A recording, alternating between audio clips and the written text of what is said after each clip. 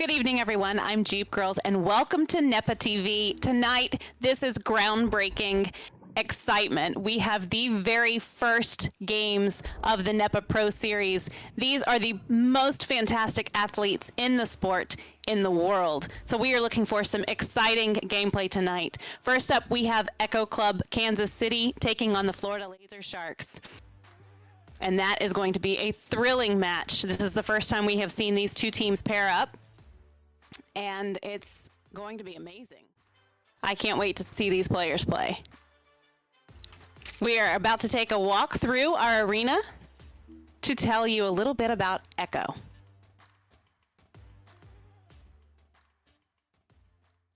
A virtual reality sport that requires teamwork, skill, and communication to succeed. The arena features a spawn area where the game begins. Players enter the arena through a launch tube that has a catapult ring inside to increase speed. As they enter, the teams race to be the first team to get to the disc in the center, which is also called the joust. Players enter the arena full of geometric shapes that can be used strategically during a match. The three basic player positions are striker, midfielder, and goalie. Each player's Echo unit is equipped with a thruster on each wrist, a booster on the back, and brakes to slow players down from the high speeds. Regrabbing or stacking is a common technique used in-game. This is demonstrated when players use each other repeatedly in a slingshot motion to increase their speed. Another useful skill is stunning. This allows the players to temporarily disable the opponent's movement. Stunning can be countered by using the blocking skill, which causes the stunner to be stunned. As the offensive team progresses through the arena with the disc, the defending team protects their bubble, which serves as a 3-point line around the goal. When players enter the bubble, a goal counts for just 2 points. When a team scores, the disc spawns on the opposing team's end of the arena to give them the joust advantage.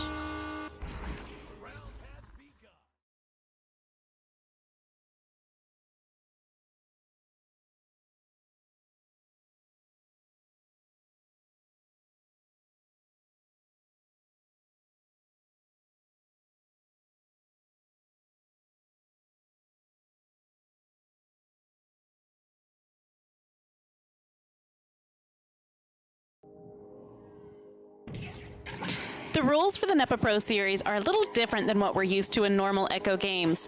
The games for the Pro Series consist of 4 8-minute quarters, and the scores carry over each quarter for a cumulative total. The highest score after the fourth quarter wins. We will have a 2-minute break after the first and third quarter and a 5-minute halftime.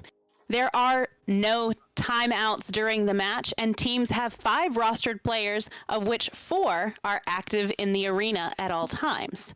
The 5th one waits in the loading zone and comes in as needed. So, we are looking at Echo Club Kansas City and the Florida Laser Sharks tonight. Sir Dimwee, welcome. Palador, welcome. How are you guys feeling about this? Are you excited? I'm thrilled. Yeah, quite excited. These two teams, the players on these two teams have been around for a long time, very well known here. Starting off with Echo Club Kansas City. It's going to trip me up, but also it reminds me of I always want to say Echo Club de Kansas City, but it's this team here, KFC, Sweet Tooth, Zeus, Alexander Paranim. Alexander, of course, their captain, picked 9th overall. This is an exceptionally talented team. Their roster runs deep here. I expect no matter who of these 5 they play in this game, I expect them to be performing at that top level. Also notable, Zeus, a teammate of mine from SEAL League way back when. Actually, Palador casted us back then when I played with Zeus over that weekend, which was a lot of fun. But yeah, very, very exceptional team here. This Kansas City team. Oh yeah, back in the days, didn't we? But I'm in a daze when I look at this team. You know, as a commentator, as a caster, I'm thrilled. As a player, having to face this team at some point, you know, it's kind of worrisome. You know, there's some big firepower on this team for sure. So I'm excited to see them and what they can do throughout this tournament, this series. And of course, the blue team here, the Florida Laser Sharks, led by Jay Walker, picked 4th overall here with Andy W, Skinny Venom, and Thunderfoot. Jay Walker, of course, notable from previously over a year-long undefeated Ignite team, only going down in the finals series a few weeks ago.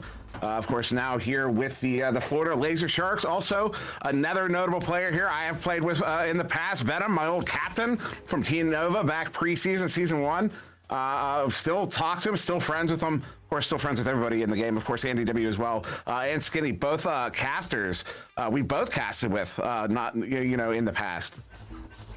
Yeah, absolutely. These guys have been everywhere doing everything in the realm of Echo Arena and the competitive scene. Obviously, you have championship players in Jaywalker. You have championship level players and casters. You have YouTube presence, of course, in Venom. Everyone knows Venom. Is it the real Venom? Probably.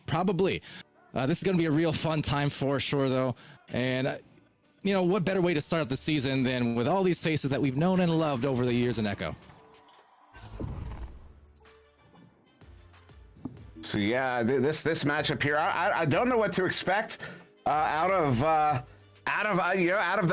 matchup. I expect a lot of offense for one, but notable that particularly for the Florida Laser Sharks here, having Andy W is a it's a notable thing. It's a little bit more than basically Andy W is going to be bringing that what I call the Synapse defense with him. Anywhere Andy or Zach or a few of them go, YouTube as well, any of those players, anywhere they go, they bring that defense with them. That is an incredibly adept defense, one that's seen a lot of success, and I expect to see it deployed here. But against this, the offensive potential from Kansas City Echo Club, Oculizator in particular, Paranim has one of the most unique shots in the game. Zeus, KFC, all these players particularly good. Of course, Sweet Tooth, another master player for this one. A quick headbutt here from the Florida Laser Sharks to kick us off down to the Kansas City zone, but turn right back around by Sweet Tooth. All right, well, welcome everybody to the NEPA Pro Series. A handoff play there to Jaywalker. This is the best of the best, and we're starting off with Jaywalker, one of the best of Echo. There's a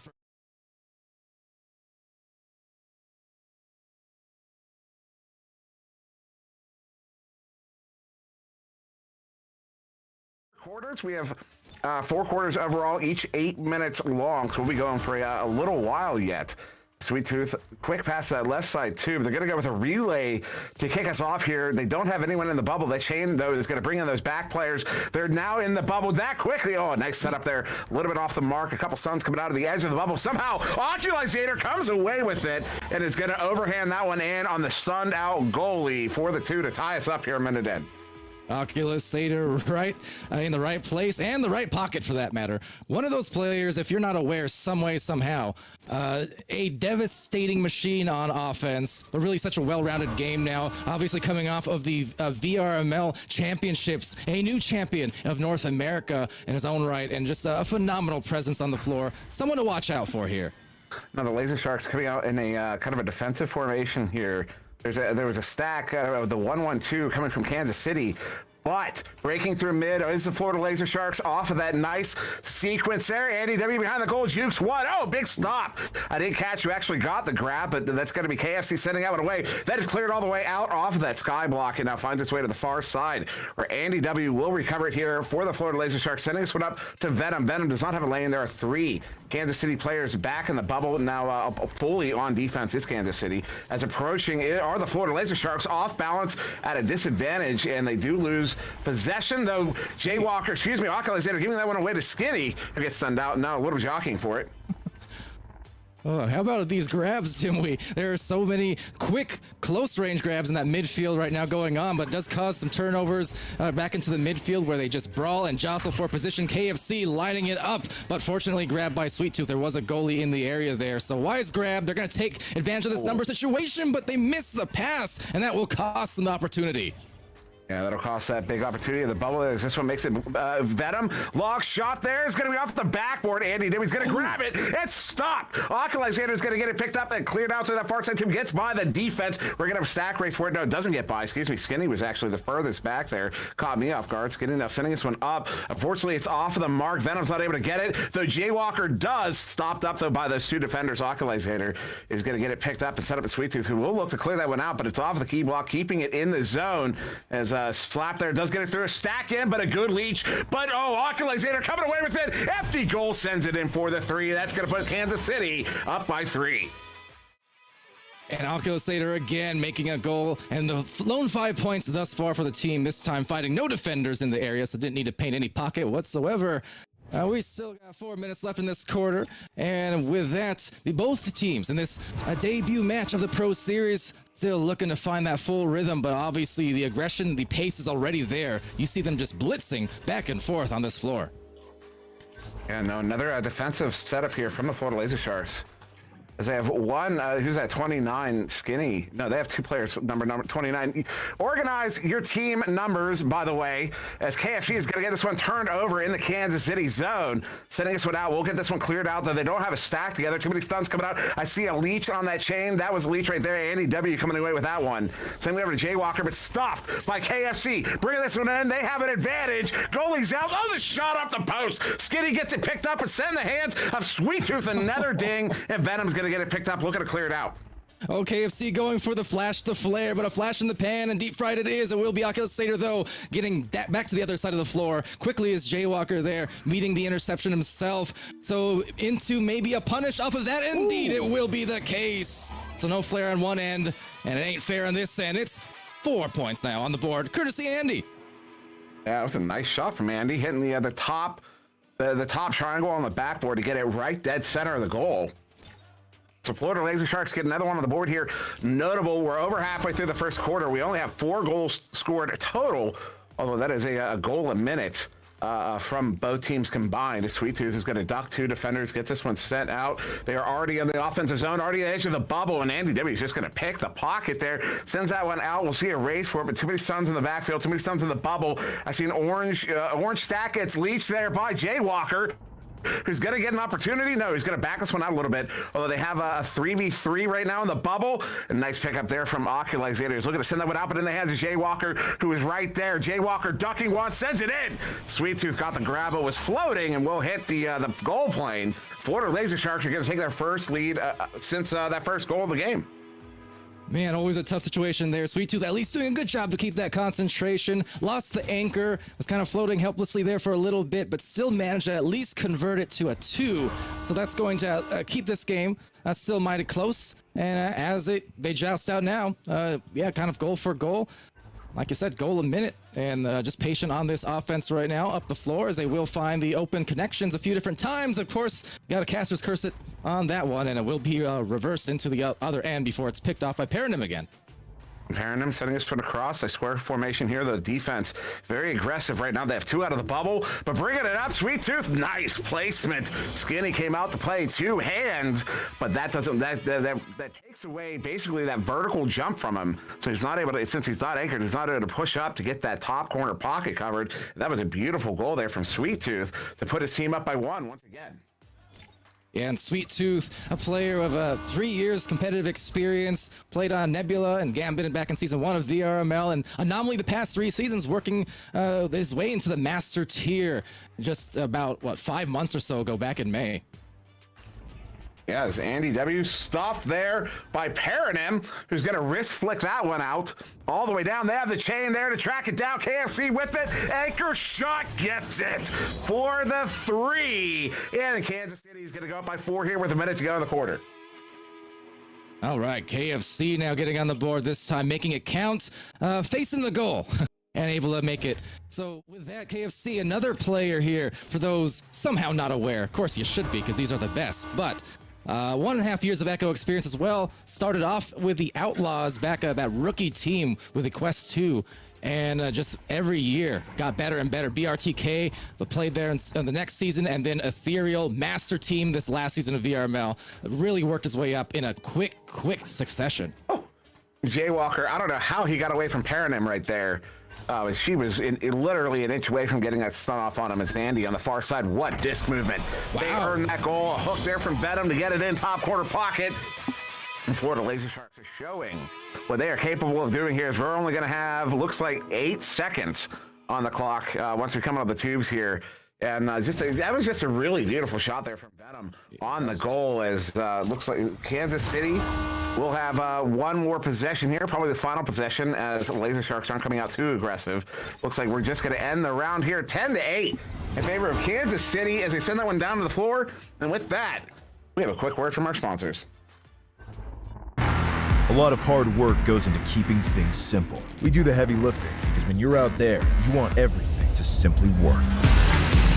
We build our machines tough to outmuscle the outdoors and keep.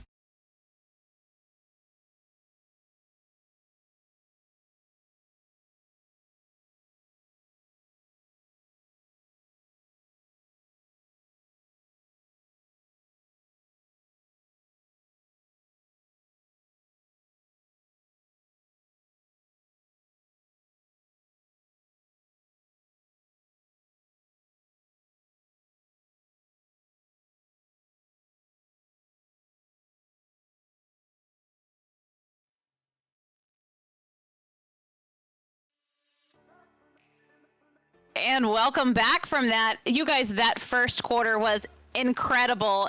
So many people already have scored. I mean, it's not just one person. This is phenomenal. It's no wonder these players are the best in the world.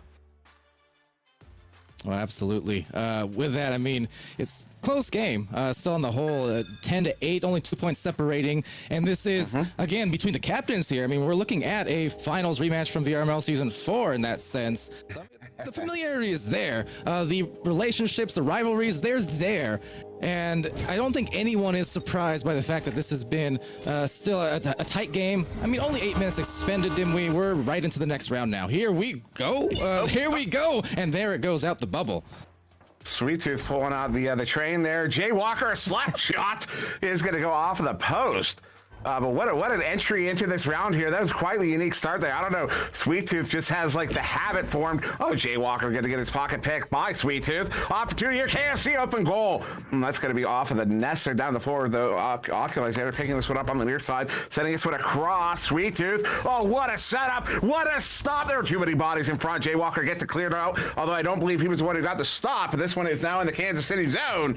Oh, no. Jay Walker. Oh, that one's going to be off the cone up to the ceiling. Well, now Andy may be getting some hands on the disc there, able to get it. Jay Walker as well, tapping it over, trying to find Andy. Andy from the backboard, and Andy, sweet as candy that was. It's tied 10-10. I can't believe he had the angle there. That is a credulous shot. Did I use that right? I think I did. I'm gonna indubitably. Like I did. That was indubitably incredulous, Dimwee. Incredulous. Incredulous or credulous? I don't know. Ooh, uh-oh. Yes. Uh-oh. Alkalizator does get that up to Paranim. I don't know how. I don't know what happened there. The Florida Laser Sharks chain intercepted a Kansas City chain. A long shot here is going to go just high. That one from KFC. Jay Walker, though, gets it picked up, sending it out. KFC, though, with the recovery, sends that one across. That's two bodies there. Does connect to Paranim. No, Paranim's going to get her pocket picked there by Jay Walker, sending this one back out. Sweet Tooth. No, KFC tracking it down, but that chain too quick. Skinny. Sending it out, has Andy with them. Open goal. Andy does not take the shot. Wise decision. Oh, not wise enough. He's going to get stunned out there by Oculizator, who gets that slap back out to mid and through. Oculizator through mid, so Oculizator through the equator, I guess. And this is going to be a pickup by, well, guess who? Sweet Tooth. Sweet Tooth trying to get on that board. A quick flurry of moves, and in a hurry gets the shot. And 12-10. Goal for goal in this second quarter. Yeah, they are keeping this one close. I'm surprised. I'm not so surprised that the game is so close. I am so surprised that it's as low scoring as it is. And I know that might seem goofy to say so early, but I expected a little bit more scoring. Not much more. A little bit more, though. Long shot here from Andy W. goes just low. Good recovery there by Oculizator in the bubble. Looking to turn this around. Is going to get away from that attacking player. Far side of him is Jay Walker. He does get this one cleared out. They have his hand to track it down. It will be in the hands of Sweet Tooth. Bringing it in. Hits it. Under pressure, but has plenty of room. Gets it in. Kansas City's going to go up by 4.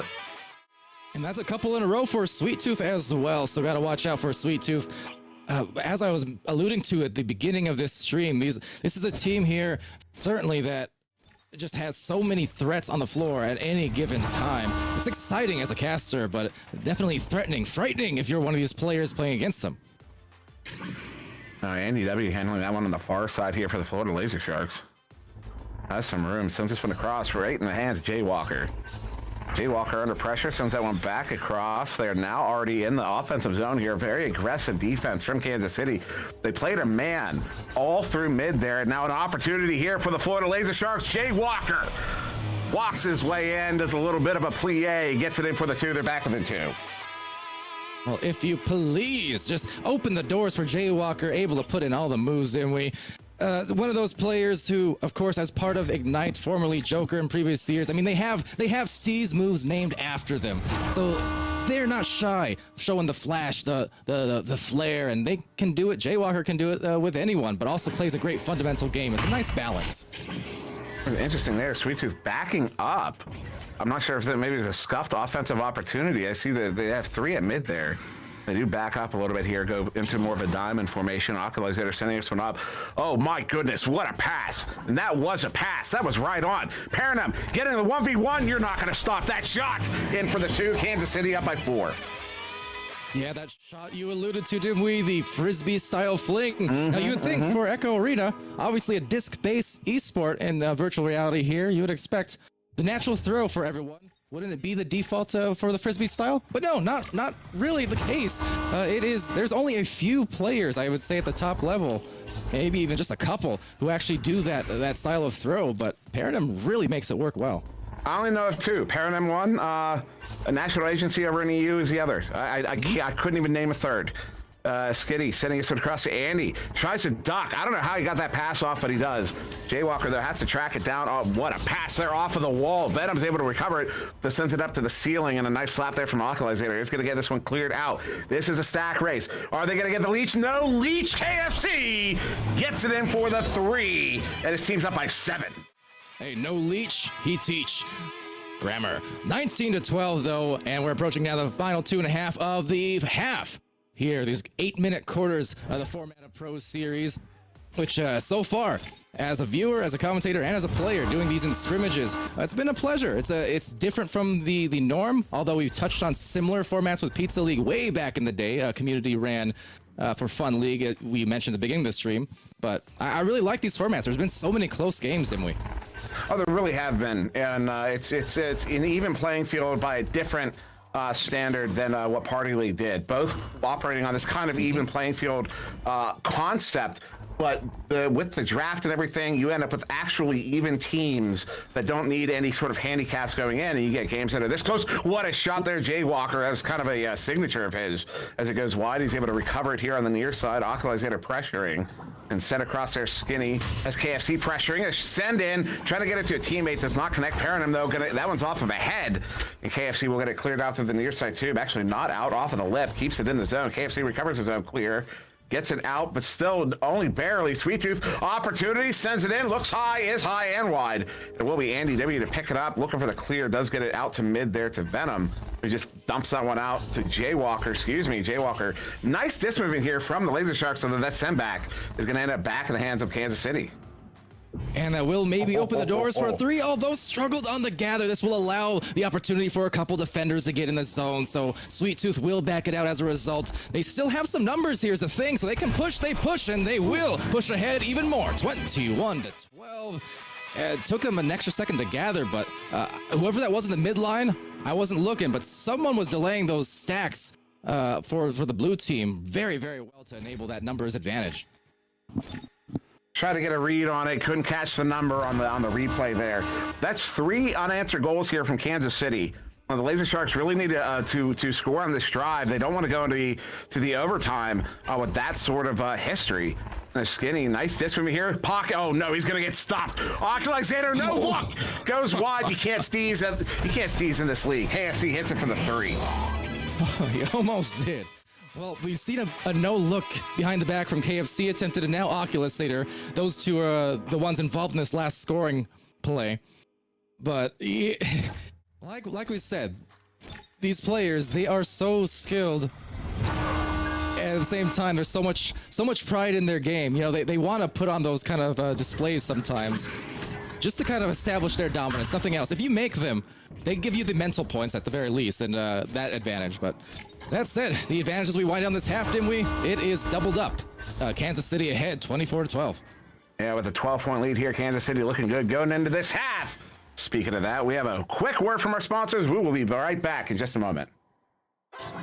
Make this the summer of no limit. No stone unturned and no obstacle unconquered. The summer of sand on the floorboard and mud on the tires. Where one wave introduced you to 1,000 friends you didn't know you had. And one spirit of adventure took you places you hadn't dreamed existed. Make this the summer you discovered there's only one.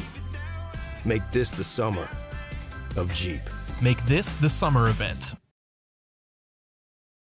The NEPA Charity Cup, a LAN event you don't want to miss, will be March 18th through the 20th in St. Louis, Missouri. Busch Stadium hosts the NEPA Charity Cup, supporting Special Olympics. So come on out to the Redbird Club for the LAN event that will put faces to the names that you interact with in the community and help support a great cause. Head over to nepavrpro.com for more information. That is going to be fantastic. And I believe we have Heck in the Twitch stream saying that he is going to be a tour guide when we get there. So that's fantastic. I had a moment this week to catch up with Timber F15 and had a little chat with him. So I'd like to share with you what he had to say. So let's take a look. Well, honestly, it started way back probably about 2 years ago. I'm certainly not a gamer, but I bought my 15-year-old an Oculus headset, and he started playing it, and then he said, "Dad, you need to check this game out called Echo Arena." And I tried it after I got over, trying to learn how to do it. And then I realized that this thing was much more than a game, that it was absolutely a sport. And then after watching it and watching what was going on in different community leagues and stuff, I started to realize that it's more than just a sport. It's a spectator sport. And so we looked at, what are people watching out there? And professional sports is one of those. And we thought that this could easily become one of that. Now you play some as well, because we've shared a few pubs. What do you think about the game? I think it's fantastic. I think it's extremely fast. And when you say I play, I use that term loosely. I certainly don't play nowhere near what our pros play at, but I'm barely even an amateur. But that game is amazing from just the strategy that's involved, the teamwork that's involved, the communication. It is, I even when saying a game, it makes me think that is just the wrong description. It's a sport. Well, I think we're going to learn a lot this season with NEPA and certainly on NEPA TV, how our broadcast is going to grow, how the teams are going to grow, and the players are going to grow. So, the expectations are that the organization is a professional organization and it continues to strive to be as professional as we can be. And I think that with the people we have both that are playing on our pro teams and the support staff that we have behind it, I absolutely believe they will be met. If you could tell the Pro Series players one thing today leading into this opening, what would it be? Well, that's a great question. Let's separate it out into two pro players. So for all of our NEPA pros, I think that what I would tell them is that there is a reason that they are on these teams, and very excited that we get to show everyone else why they are on these teams. To the Florida Laser Shark pros, I say, go get them.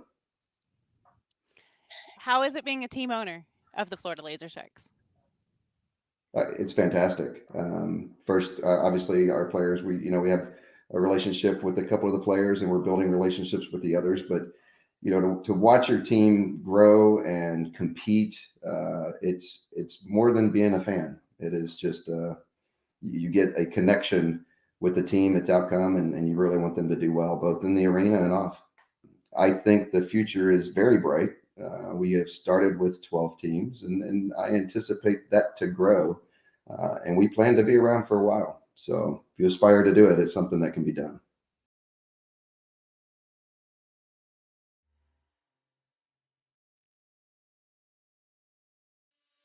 And he obviously he has his team he's rooting for tonight, but he's rooting for everyone. So, you guys, this game, they went from a 10-8 lead after the end of the first quarter to now a 24-12 lead here in the second quarter going into the half. Talk to me. Tell me what's changed. Well, these teams, not to be too much of a dead horse, but going back to the whole style of this format, I think the biggest thing is, and as a player also experiencing these in scrims recently, it really, really is all about the scoring runs. No team is going to dominate most times for an entire match. So a lot of this, I would almost call it the natural flow of things. I don't know if you agree, Dimwee, but it has that likeness to any sport in real life, in traditional style sports that you see on TV, where teams, they're going to go on runs. It's just being able to withstand them and then recognize you have a lot of time on the clock. Yeah, I mean that's really what it is. What I think is really going to come out from this league, in particular with these long form games in this format with the basically even teams, is you're going to see a lot of players develop that tenacity that they don't really need to have in a system with every round the points reset. They don't need to worry about coming back. They can just start over in the next round. That's not the case in this league. And in this league, I think you're going to see certain players develop that tenacity, and it's just going to become a part of the game to them. It's going to change the way they see things. That's KFC. Oh, off of the head. That was first off the post, then off the head of the goalie, Skinny. And now Skinny is going to get that one set out of the bubble all the way down. That one is out to mid. No one's collecting it yet. Andy W gets there, sending it out. Is that going to be on? No, off of the nest to the near side where Venom will recover. That's some beautiful defense there, played at the other end. Skinny able to get that clear eventually, and now receiving the disc down below at the trench. So Skinny works it up and finds that pass to Jaywalker. That's going to be a guarantee more often than not. That's just beautiful, quick action off that turnover, Dimwee. And that's what you want to do. Don't give the defense time to get perfectly set up and aligned. If you have those advantages and the defense is kind of quick to get back, or not quick enough, just press it. Don't let them settle. Yeah, I mean, if you cast the defense off balance, no, Jaywalker.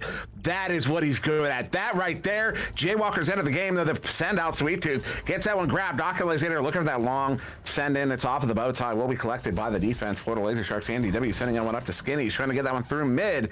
Although at mid, it will bounce off the nearby Geos. Paradigm is going to flick that one through off the near side wall all the way down and in. And defense is going to get their first once again. Both teams kind of quickly clearing these and clearing them into the hands of the other teams. There's a stack at mid already ready to track that one down, but they get broken up. There's a blue chain right behind them who's going to get their first. Nice play, Venom. But Venom going to get his pocket picked by Paradigm. Paradigm stopped up a little bit by Skinny, but Andy W is going to get it recovered and send it all the way back to Jaywalker on that reset as they now press in again on offense. And as they do press it on offense here, will be Venom finding the nice play, and pressing is Andy W. And that's 16 on the board now. One little thing I want to note too, originally when Venom lost the disc there, one of those subtle things, but you see it every now and then, got the disc, but then had to switch over to the dominant hand so they can move around easier around the Geo. But that little switch is what causes turnovers, and you bring up the clearing that's happening here and the quick interceptions and whatnot. A lot of those little plays that just take half a second to execute, well, at this highest tier of gameplay, those half seconds will kill you.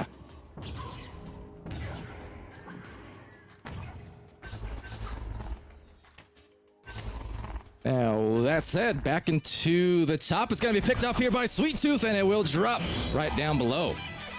Fantastic goal there by Sweet Tooth from Oculator. Yeah, I'm back, Valley. I don't know what happened there. Sorry about that. But yeah, beautiful goal there. I thought I offended you.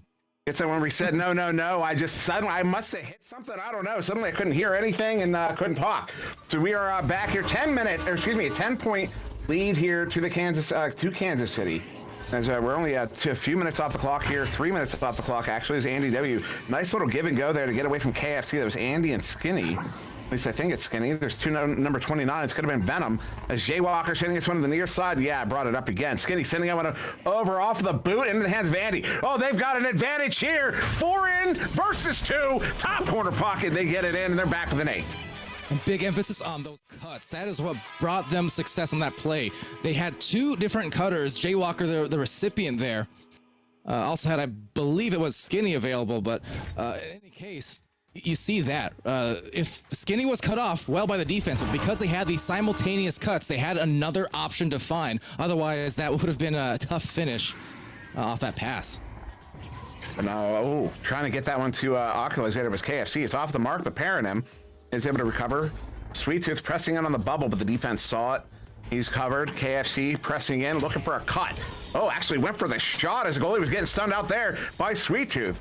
But recovered here. Jay Walker will get it clued out through the near side tube. This one's all the way down. We're going to have a proper stack race for it. No, Skinny getting there by himself. A shot goes quite wide. Oculazator chasing that to the ceiling. Recovered for Kansas City. Has to get away from, who is that? Right on him. Venom there. No, it's Andy W. Excuse me. Oculazator sending that one out. Whoa, that's a wall shot. No, that's a clear to Sweet. Open goal opportunity. Stopping up in front. No, up the backboard. Sweet Tooth is going to get it. That is a beautiful goal there for Kansas City. And they are back up by 10. And didn't have much time to spare before those stacks were back in the area, but managed to get it done nicely for Sweet Tooth. Sweet Tooth putting on some scoring here now. The lead scorer thus far in this match with 10 points. KFC not far behind with 9 as well. And on the other side, Jay Walker with 8. But definitely a lot of points. Sweet Tooth is someone you got to watch out for. That's starting to catch that heat.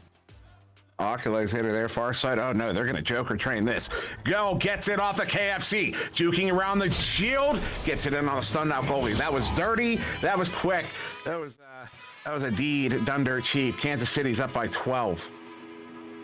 Yeah, and that initial Joker train being derailed there by none other than Jay Walker saying, hey, I know that move and I don't like it.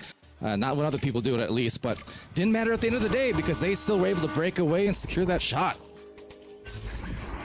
Now, another defensive setup here, though. They're going to clear this one out. They're looking to get the stack together. Florida Laser Sharks are, and they inadvertently turned that one over. Not sure what happened on that last pass because they didn't have the stack together, so that clearly wasn't the initial plan. They were set up defensively. Probably looking to stun out the Kansas City chain, although this Kansas City chain hasn't been too aggressive on the defensive rollouts either. KFC is going to get this one picked up here less than 2 minutes to go in the third quarter. KFC sent out by Skinny. Skinny's going to get an opportunity if he gets it quick enough. Goal is open, sends it in. Oh, goes very low. And that one's going to be wide again, slapped out. I believe it was KFC. Does get it out, but in the hands of Venom. Venom's going to look to press this one in. Has a far side option there. And he hits Jay. Cuts. Oh, off the post. That is a heartbreaker. Makes its way out of the bubble. But Venom, once again, gets it picked up. Looking for an opportunity. No, Paranim gets the stuff in the clear. And with that, maybe even an opportunity again at some numbers advantages. There it is, 2-on-1. Change it to a 3-on-2, 3-on-3, perhaps, and everyone filing in, so they will opt for this back out. Just delaying the time enough, and they have the option on that back pass. If they want it, they might need it, might not. Getting bold with it, and then decides to dump it off at the end once they broke away. Putting on the ankle breakers before getting it back. There's Oculazator.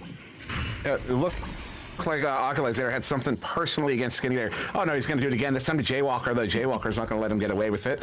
Paranim handling this one, sending it across here to KFC, looking to bring it in on the bubble. Oh no, too many bodies in the bubble. I don't even know what happened. Oh, Oculazator, underside of the goal, gets it in. Bottom corner pocket. They're up by 14 as we approach the final minute. I think it bears mentioning here for, of course, Oculazator touched on it earlier on. But a player who's been tenured in Echo Arena for a very, very, very long time. We're talking since the very beginning, so about 4.5 years now, Oculazator has been there. Known as an offensive powerhouse, but again, now known as a champion in VRML. Now known as a player who has a well-rounded game everywhere and can just damage you in so many different ways as that shot will as well, but no glancing blow, no goal, and Oculazator the rebound. Yeah, Ox going to get that one set up there. Sweet Tooth, long shot, looking a bit low. Off the nugget, in fact, as Jay Walker gets it picked up. Looking to send this one out. Does get that one off of the ceiling and goes just wide. Oh, that was very close. But Oculazator gets it picked up one more time. Going to bring this one around, get away from the defense and end the round there. Kansas City are going to end the third quarter up by 14 points. And with that, we have a quick word from our sponsors. Don't go anywhere. We'll be right back. One American with a burning desire to save the world from high prices. He is the stuntman that saved the world. A man that brought the world together because of his love for Honda. One man with 4 wheels strapped to a parallel twin engine. The stuntman that saved the world. Get your favorite Honda motorcycles, ATVs, and side-by-sides today at Holzhauer Pro Motorsports in Nashville, Illinois. Friday nights at 10:30 Eastern, head over to nepavrpro.com/late night for Late Night with Ivan Thrive. You never know what you might see when Ivan sits down with your favorite Echo Arena players and teams. Head on over to nepavrpro.com/late night Friday nights at 10:30 Eastern to catch Late Night with Ivan Thrive. Such a fun show. Almost as fun as this incredible game in that the second half so far, we have seen Sweet Tooth coming in, Paranims coming in, KFC, the whole Echo Club Kansas City team is there, and Jay, Andy have been killing it for the Florida Laser Sharks. And here we go. This is it. This is for all the marbles right here. The fourth quarter. Let's go. All right, well, we'll see what they can do. Thank you, Jeep Girls and Dimwee. We're into the last round, the last quarter of our debut game in this Pro Series. And quickly on that score, Jaywalker just painting that corner. Anyone watching at home, we've seen a handful of these dings missing off those corner of the post, but it's because these players, they know they need to be hitting the far extremities of that goal if they want to get it past those very talented goalkeepers. Yeah, they're keenly aware, particularly how long they've all probably been playing together. Actually, not probably, have been playing together. Is that one set all the way down? Paradigm is going to get a collected opportunity. Oh, the steep shot. That was a 0 angle. The KFC second opportunity gets that one in for the 2. Going to keep his team up. 14 points ahead. Paradigm does get the assist there. And yeah, Kansas City are really looking good here in this fourth quarter. Though still in it, the Florida Laser Sharks, they can mount this comeback. They need to start pushing those turnovers in the mid. Yeah, and if anyone's going to force turnovers in mid, it's going to be a team with Jaywalker on it. I've long regarded Jaywalker as one of the best midfielders in the game, and this is extending to years because that was one of the most significant things about any Jaywalker team, Ignite or Joker or otherwise, is that they were so good with the unconventional, the unusual. You know, being great at midfield before there were people great at midfield defense, and just carrying it over now into the rest of this tournament, and maybe even open shot, but Skinny just missing that one. Yeah, just to finalize on that, just to kind of carry on that point, just to cap it here, that back when I played with Venom on Nova, the preseason, season 1 of VRML, lock shot off the barrier into the bubble. Venom there getting stunned out. KFC! Oh, the head! What an incidental save there by Andy W. That was out of the bubble. And Venom's going to get it picked up and turn around. But I remember that we played Joker once, maybe twice. I think it was once. And I remember as a quarterback, I hated Jaywalker because I could not get the disc by him at mid ever. He knew where I was putting it before I did, and every single time he would get me intercepted as that one's going to get cleared out into the Kansas City bubble and collected there by Oculus, and it turns it around again. Yeah, some wild plays there all the meantime, Dimwee, but not translating into a goal there, although here it just might. It will be. Oh no, the miss there by Paranim. Will walk it in, but maybe thought about it too much, and that is one of the problems you do run into sometimes, is when you're suddenly operating on thought instead of instinct. You have to think about your shots, and now placing that right off the post as Oculus Hater, another rebound, some really near makes here, but no success. In situations like that, you just need to pull out the Grammy shot. The one that the shot that everyone's taught first, move towards the goal and push it away from your chest. You don't need speed. All you need is accuracy to hit those threes as Venom. Edge of the bubble here, looking for a setup as what across goes to Skinny. Goal is wide open. Skinny gets it for the 2. Their team is back with a 12 with only a few minutes to go here.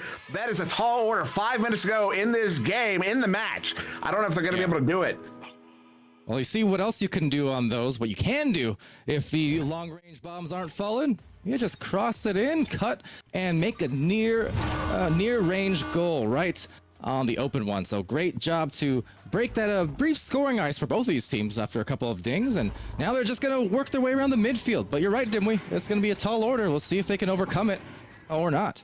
Oliver Ending jokingly asking if they made the post bigger in the last update. No, but they should make the goal smaller. That's a whole other point. Oculus Hater on the ceiling here, looking for a cross pass, doesn't have an option yet. Nobody was moving in. They were I just watched Oculus Hater's teammates watching him play. That's what just happened there. That's why he had no option. They started moving once they realized he had no options, but it was already too late there. That one's going to get turned over. Jaywalker open goal, lock shot. Oh, picked off there. Sweet Tooth gets in the lane, turning that one around here. 4 minutes to go. That one's off the barrier. Maybe an opportunity. KFC with a good recovery gets it cleared out. And you know, that's one of the issues, I suppose you'd call it. Now, obviously, Oculus Hater, fantastic in terms of mobility and juke ability. That's one of the things that you will notice sometimes if players do get caught up too much in holding the disc and juking, even if they're capable, it can have that lapse effect on the teammates who kind of got caught, like as you said, disc watching, not staying mobile and open for those passes. So it can be kind of a double-edged sword when you're playing that type of game. I don't know what KFC was thinking there. I don't. He must not have seen Venom. Maybe it was just my caster's angle bias. As Andy W pressing in at 1v3 right now. We'll get stunned out at the edge of the bubble. Actually, it was a 2v3 at Skinny Farside, but still not a strategic, not the strategic situation you want. The Paradigm, another open goal opportunity. 3 is open, sends it in, hits that one, gets it in. And that's now a 15-point lead here to Kansas City with less than 3 minutes to go. The Florida Laser Sharks are running out of time in their opening game of this Pro Series season.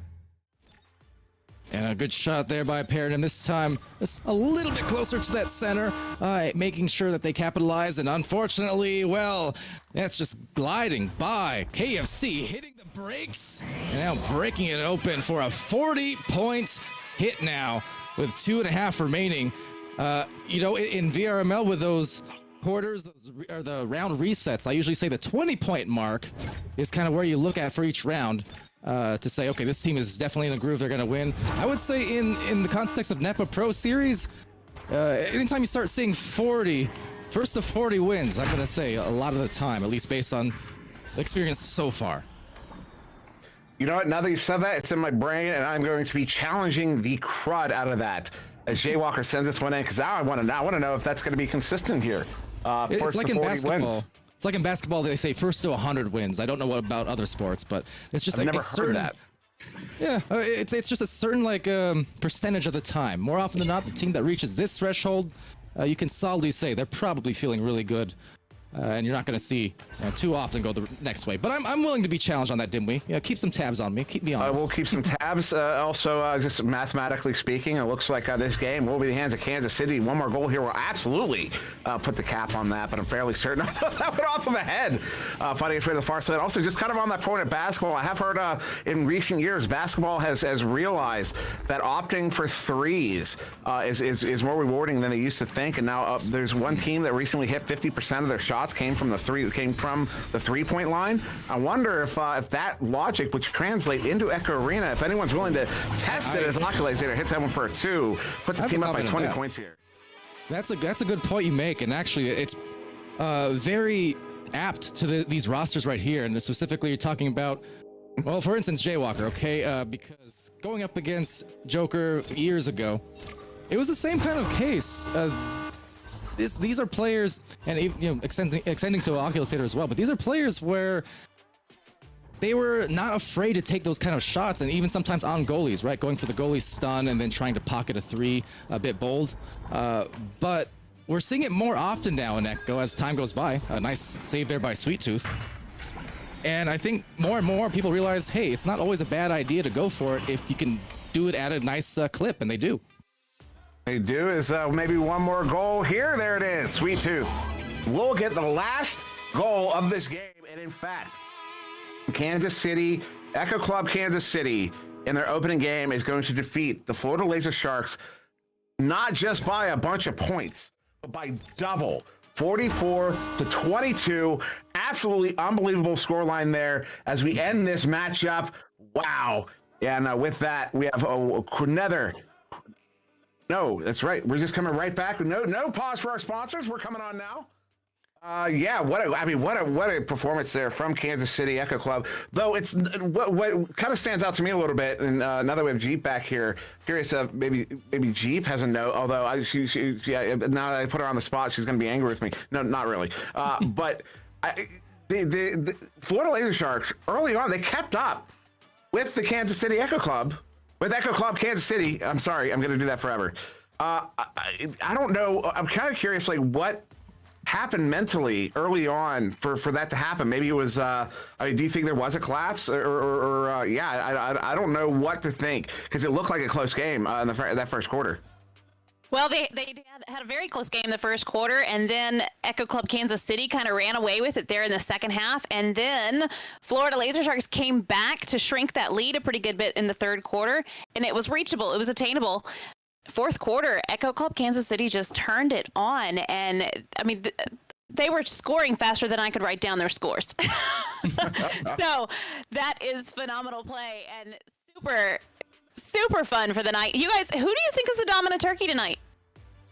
Well, if I had to put it on one player, now there's some good candidates as always. There will be a lot, but honestly, I'm gonna say for me, Sweet Tooth. I feel like really played within the flow of the game. Now I know Oculus Later had some dominant stats. Don't get me wrong there. But I'm feeling like Sweet Tooth really just played in a good flow, was hitting at a high clip, like made the most out of the opportunities that they got. Not to mention the 7 saves. Just, you know, played just in a nice flow. Even keeled, not holding, you know, onto any missed opportunities, missed shots. It was just, you know, constant. And really Sweet Tooth in 2 different quarters had spurted on many runs to kind of start them going again. So that's my justification. What about you? You know, I'm not going to disagree on this one. Originally, I was kind of leaning towards KFC. He had 5 assists, 14 points. Oculized another good pick there, 11 points, 6 assists, 4 saves. That is a really good stat line. But as you notice, you know, not everything comes out on the stat line. You know, it kind of reminds me of the game the other day of that exhibition match where iFoxy popped off, only had a couple points on the board. It wasn't about scoring. It was about how effective you are on the field. And Sweet Tooth's transition game in this one was phenomenal. Kind of like how iFoxy's was the other day. So with you contribute, you also look at this the 7 saves, the number of points he put up on the board. I think Sweet Tooth is the absolute dominant turkey in this one. Although, I mean, like, as you said, the argument can be made for a lot of players in this game. Sweet Tooth stood out the most to me in this one. I agree entirely. I'm so shook by this game tonight. This was a lot building into this. To see these players in this arena tonight as the NEPA Pro Series, and to know that these guys and girls are the best at this game in the world. And Palador, that includes you, because you're one of them, as well as being one of us. But the gameplay is. We got you, Pally. But to see this and to be here in this arena, there's been a buzz all day, and everybody has been thrilled and excited, and you can see it in the players. You've seen it in the Discords all day. Everybody has been thrilled, and I'm happy to be here, and I'm happy to be here with you guys. And I believe our next match we have coming up is the Dallas Knights as they take on the Montreal Freeze. So that is going to be another fantastic game that I am looking forward to for sure. And you guys, if you are watching this, the Freeze, stand by, don't go anywhere. Take a second to grab a drink, grab some popcorn, whatever. Hang out with us. We got a couple more games, 2 more, in fact, tonight in the NEPA Pro Series. And I'm not going anywhere. You guys, y'all are going to be here. So we're in it for the long run tonight. So please hang out with us, join us, keep us company in the Twitch chat, and we will be right back at the 9 o'clock Eastern Time, 8 o'clock Central Time hour. See you in a few moments.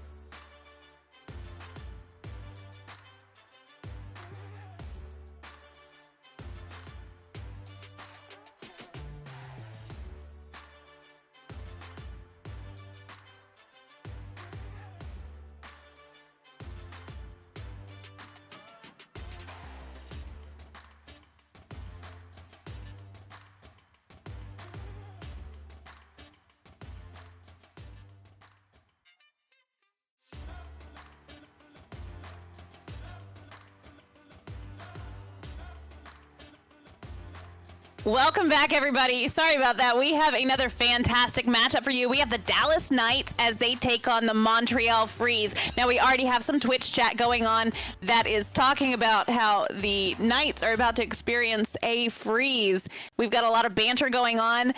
This is going to be a fun match. So I'm looking forward to it. We have a lot of players in here that we know. And this is going to be another great one. I hope everybody is ready for this. Yeah, ready indeed. Of course, on orange here, the Dallas Knights. Speaking of which, led by Mozzie, number 12 in the draft to go last in that first round. Of course, first round is first round, and Mozzie leads up quite the team here. Light has come. His team in VRML got into the finals. Of course, here with Caesar, the Law, and B-Love. B-Love, the OG, triple OG, the original OG in Echo Arena here.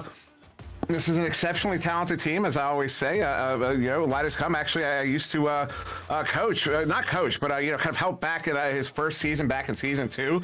And actually played with B-Love on a team for like a weekend. Was probably one of the most effective defensive, defensive. He has a very specific defensive role, not rollout. But strategy that I think is really unique that you will probably see here. It involves a chain. Indeed, and B-Love always bears mentioning too. We bring the Echo and sports comparisons. Now, he competed in the original X Games. I mean, talking about some competitors, we got him. On the blue side of things, we got him as well. You know what we have? We got a couple of champs there. We got Ender and Cruisin now fresh off as well, just like Oculusator in that last match. Ender and Cruisin, teammates in VRML with Oculusator as well as Strembitsky, earning that North American Championship. So obviously, the chemistry already is going to be tremendous from these two players. Then you add in the likes of Zux and Fire Ninja, some top caliber players of their own right, and you can expect this team to be a tough one to contend with. Oh, absolutely. And I've always maintained Ender, one of the best offensive players in the league, one of the best players overall at Cruisin', probably. Now I'm waiting for stats to prove it, but I'm waiting, Cruisin' probably the best goalie in the league. Although we'll have to wait until, as I understand, we're collecting stats, so I actually want to see how that plays out over the season. But I expect Cruisin' to be up there, if not at the very top. And of course, Ender, I also have to mention, Ender is one that I used to judge my own defensive performance based on. I used to see him in pubs all the time, and I was always Ender on the other team, me on my team, and I always played defense in pubs, and I would go 1v1 against Ender, and if I could defend Ender, I knew I was at a competitive level, but that was, of course, 2 years ago. So we're going to get started here in the modern day. In this first quarter of 4 here, Zux is going to get that one there for the freeze. Sending out an in. Light is come looking to track it down, but it will be picked up here by Fire Ninja. Oh, no. Oh, what a read there, Caesar. All the way through. It's out. Now, I just want to say, Dimwee, no one defends Ender. Not for very long, anyways. Not for very long. Instead, it'll be defender bender anytime you try. That said, no defender in that goal. Mozzie's going to get it by for the first couple. Yeah, Mozzie getting an easy 2 there to kick us off here in this first round. Is this going to be a night of orange teams? Fun fact, for a while, it's not true anymore, but for a while, the aggregate stats from the game, from pub matches, saw orange team winning 1% more often than than the blue team. It's 51-49 in favor of orange. For some reason, that has washed out since then. Fire Ninja opportunity there from Ender goes wide. So the stat, it has washed out. Now it's 50-50. But oh my good, what a fortunate bounce that wasn't quite as fortunate as it looked. But I don't think I've ever seen that shot actually happen. I would have loved to see that go in. That would have made a great highlight right there. You're going to see firsts of anything from players in this league and across Echo Arena. It's going to be from players like this. They're always trying to push the boundaries, find the new ways to hit, to defend, to do all of it. Just ever evolving. It's iron sharpens iron here in Echo Arena and the competitive scene, especially now in the Pro Series. So off it goes, and maybe the second goal indeed. The Law takes it away. 5-2-0. Yeah, the Law Getting that one in from 14 meters out, and as I understand it, chat can hear the in-game comms, so we can get that taken care of. That would be fantastic. I'm sure the players don't want their comms out there without their knowledge. So now it's going to be the Montreal Freeze here with this Joust advantage coming out here, cruising with it, sending out one far side to Zux. Zux sending out one in, looking for that relay, but it's off of the mark. Lighters Cummins going to get that one turned around and reset there to the Law. So the Dallas Knights back in possession here, sending us one out. Oh no, turning it over there to Zux in that tube. I've seen Zux make so many plays at mid. Zux is kind of like Jay Walker in his mid-play style. As Fire Ninja, gets the 1v1. That one off of the post and will be picked up by Mozzie, who turns it around. Well, even inside the goal, Zux is one of those players. I knew him originally as a very good offensive player. As speaking of, there's Caesar just missing, however. But Zux really over this last year, I want to say, maybe even year extended, really started impressing me a lot with a defense. And another glancing blow on the goal. That said, so did we. Both these teams trying to find their rhythm, and it is in for Cruisin'. Cruisin's gonna get that one in from Fire Ninja. As that one goes in for it's going to be, the Montreal Freeze's first goal of this game. So this is going to be a joust advantage here for the Dallas Knights coming out here, handled here by the Law. We'll get that one sent across there to Light Has Come. Light Has Come getting stunned out. Oh no, Cruisin' off the backboard, hits it. Gets that one in for the 3. That's going to tie the game here. Just 3 minutes in.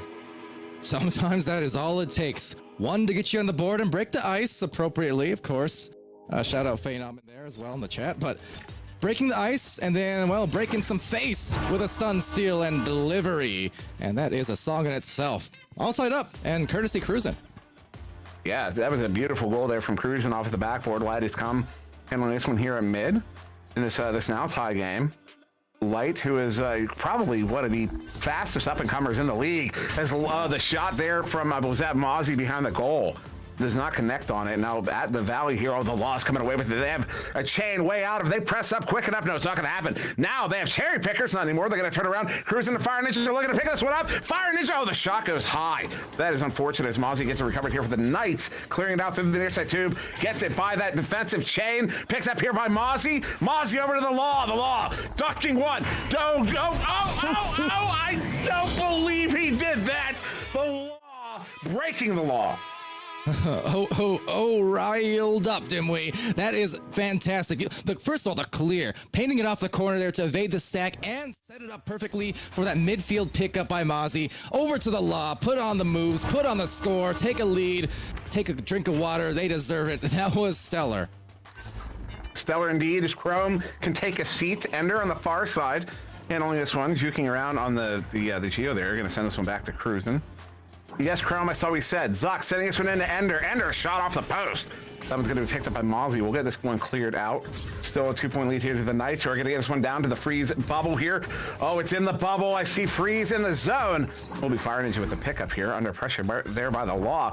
So that's into the hands of Light. Light sending this one across into the hands of Caesar. They've got 3 in the bubble. They had a numbers advantage, but they were a little bit off of balance, so I can respect them slowing it down here and now pulling it out to look for a more collected attack on the bubble. As the Law pressing in, pulls that defender out, goes up to the right side shoulder. Light gets a lane and gets the goal, gets it in for 2. That is your first double goals in this game. I'm pretty sure it's going to put Dallas Knights up by 4. And the Montreal Freeze there, I think maybe a little miscommunication on the defense at that juncture, because they only had one pressing outside of the bubble, despite there being a couple players out there. And then the player inside the bubble by that shoulder was also uncovered. So some missed assignments defensively will result in the walk-in.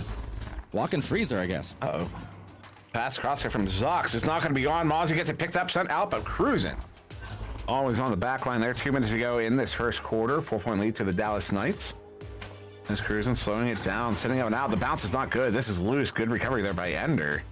Ender's taking the chain on, gets stunned out. See this double chain here from the Dallas Knights? That's got a lot, not exclusively B-Love, but that definitely is B-Love style. As Fire Ninja bringing it in. Oh, the shot! Caesar gets the save. Sends that one out, and that one will be towards the near side trap. Zux has to take the Law 1v1. No, it's going to be Cruisin'. I did not see Cruisin' there.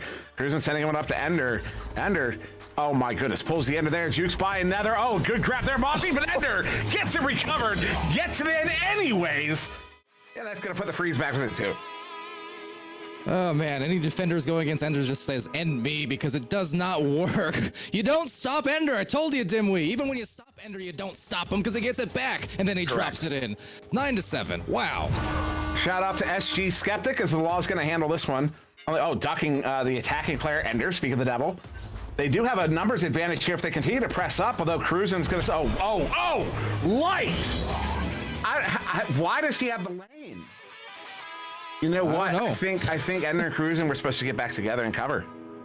Yeah, it's one of those situations where maybe I Caster's cursed it a little bit because, again, the chemistry you'd figure would be there, but a couple of defensive misassignments here would have cost a couple of goals against the freeze. So something they certainly will want to tighten up, but that's the beauty of this format is that you have plenty of time to do so, even though we're about 30 seconds away from a quick break on the quarter.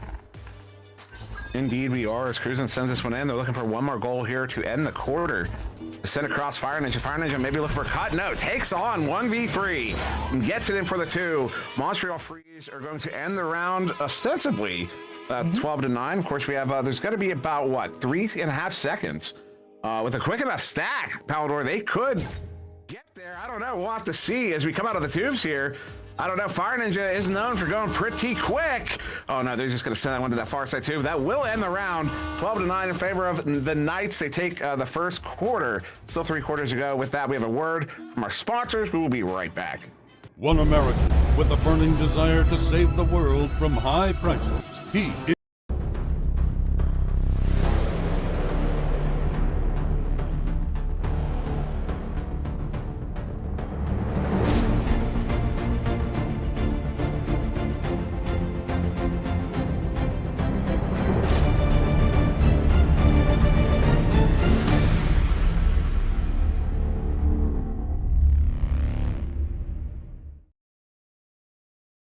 What a fantastic game here between the Knights and the Freeze. The stats don't lie. This is a great game. Very even, very back and forth, which are phenomenal. Demwe, Palador, where are we going? Well, the stats might lie a little bit in this case. I think I see it now. She said it. I was like, oh, God, here we go. This is the lowest of low-hanging fruit. You know, it's okay. We all have our caster's jinxes. We just got to get those shakes out here. It happens. So, Jeep Girl, this is your intro to it, if nothing else. Okay, it wasn't on the screen when I said that. That's fair. But that said, we are going to the second quarter now. And with that, so far, 3 different players for both teams getting on the score sheet. No one sticking out particularly over the other. I think it's just a feeling out process. For Montreal Freeze, all things considered, had they not had those missed assignments on defense, they could be in the lead right now. So again, you tighten that thing up, that defensive scheme up, and I think the second quarter can go a lot better for them. But shout out to the Dallas Knights because they executed and they punished. Oh, what a move there by Linus Cobb. He pulls the Ender on, not on Ender, I believe it was on Fire Ninja, who's then paired with Ender. The Law. Oh, the Law. Pulls out the ladder, brings that one in. The staircase. Gets that one for the 2 to kick us off here in round 2. Quarter 2, in fact. It gives his team a 5-point lead to start the quarter. You really love your 2s, didn't we? But me too. 2. Too true. Oh man, the Law there, another one of those players who are just tremendously talented and worked his way up from the early days of VRML 2 years ago, just about to the date almost, starting things out and working all the way to master season by season. A well-seasoned player, suffice to say. Indeed, indubitably. His Fire Ninja over to Zux here on the near side. Zux up to Ender. Ender wants to send them across. Jukes around. He didn't have a lane. He at no point did he get a lane. Dallas Knights defense was actually had those lanes covered exceptionally well. Also, Dallas Knights, the Freeze did not have the advantage there, the strategic advantage. So it really wasn't a great situation. What a play there by the Law. I don't know how he gets away with it. He sends it out and does get away with it as Mozzie picks it up. Mozzie, long shot. Mozzie hits it 40 meters out from half court. And that's going to put the Dallas Knights up by 8. Mozzie airborne from the mail slot. That is classic Mozzie in the sense that if it's not a game, with Mozzie in it if Mozzie isn't scoring constantly and really high degree of difficulty shots as well. I mean, 5 points on the board now, but that is just the first 5 of probably going to end up with something like 15 by the end of this. So we shall see. But that's a great hit, Dimwee, and that gets them going now 17-9. There's Ender behind the goal. Oh, got it in. I believe it looked very. I'm not. That looked. So I just saw what happened on stream. It looked nothing like that to me on my version, and I'm thinking Mozzie saw something completely different than any of us. So that was a proper. It was a proper goal. Mozzie was kind of there. I think there was some delay, but anyways, the law. It's gonna get this one picked up. Technical goals are goals, although that was a little bit more than a technical goal, technically. Oh, Mozzie. Well, he gets it back. Gets that one in for the 3. Yeah, just turns it around just like that. Converts on it. Also, technically correct. Yeah, Mozzie able to shut it in, and this time leaving no doubt. They are still within striking distance for the freeze, but there is a lot of offensive heat coming out, and unfortunately that defensive stack just overshot. This is going to put them maybe at a numbers disadvantage in the goal. They're going to go for it, and what a bold hit, but Ender can do it with the best of them. It is 14 on the board now, courtesy the backboard from Ender. I want to say something about that. I don't know how that. I would never hit that. That was an anchor shot too. I mean, he anchored that. I don't know how that works out. I don't know how the anchor mechanic actually works. It's a little over my head, but that was an anchor shot as well. Oh no, turn over here. Cruiser gets it picked up, sending this one out in the hands of Ender. Is he gonna do it again? They've got a 3v1 right now. He's gonna send it up, and Mozzie with the hands.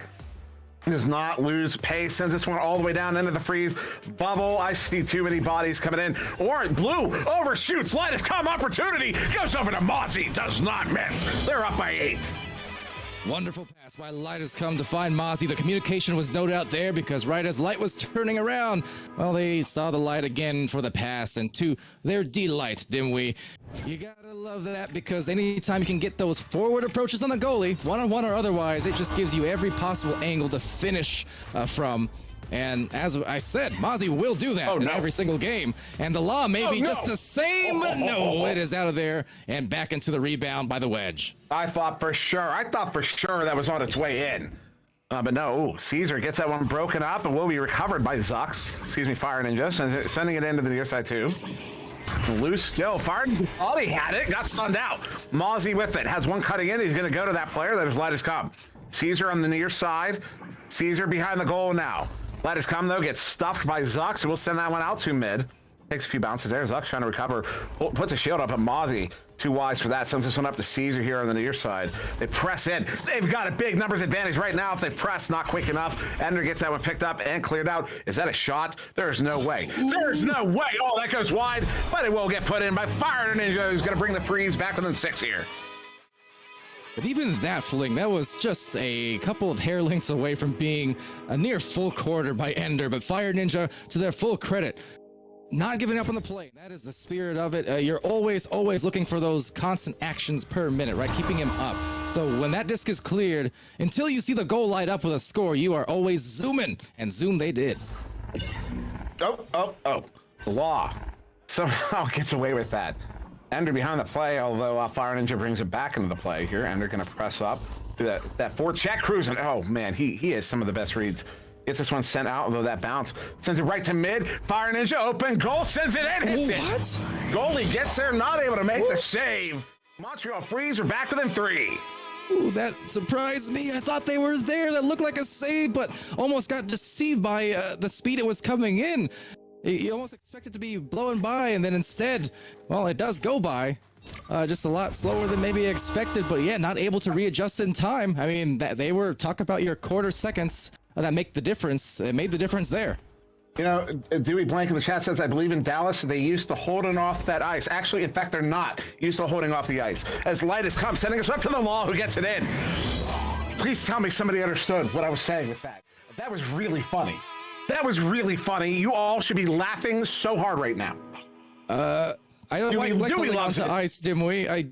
That's how you get frostbite. Very unsafe. But that said, 24-19, and the Law able to finish another one there. The Law now with 9 points, second highest score in the game. Fire Ninja sending it across. They only have 2 in the zone here. So the other 2 do get in. They're going to opt to reset there. Cruising, pressing up over to Fire Ninja. Zuck's on the shield. We go to Zuck. He wants the points. He gets the points. Gets 2 in. They're going to be back within 3 here as Zuck gets his first goal of the game. And no more timely of a time, well, than right now, right? Because it seemed like to start off the second quarter that the Knights were just going to keep on doing what they were doing, which is to say, blitzing ahead. But as I say that, a nice series of plays in the last few minutes by the Freeze, and maybe one coming in with some ease from the Loss. So as I say that, they push ahead by a little more. But still, yet the Freeze have at least done a good job to turn what could have honestly been a blowout quarter situation into something much more digestible here. I'm going to have to go a little hard on Fire Ninja for that one. He was in the lane. There's no excuse to miss that. Maybe a little too hard, but we are professionals at this level. We are the best. These are the best players in the world. Fire Ninja has no excuse to miss that save. As what a read there by Caesar, getting it set out. It is harsh, but he was there. Oh my! To end the round, Zucks gets his second of the game. Actually, in fact, to end the half. Dallas Knights are going to be up by 4, but that's only after that one there at the very end there from the Freeze. And with that, we have a quick word from our sponsors. We will be right back.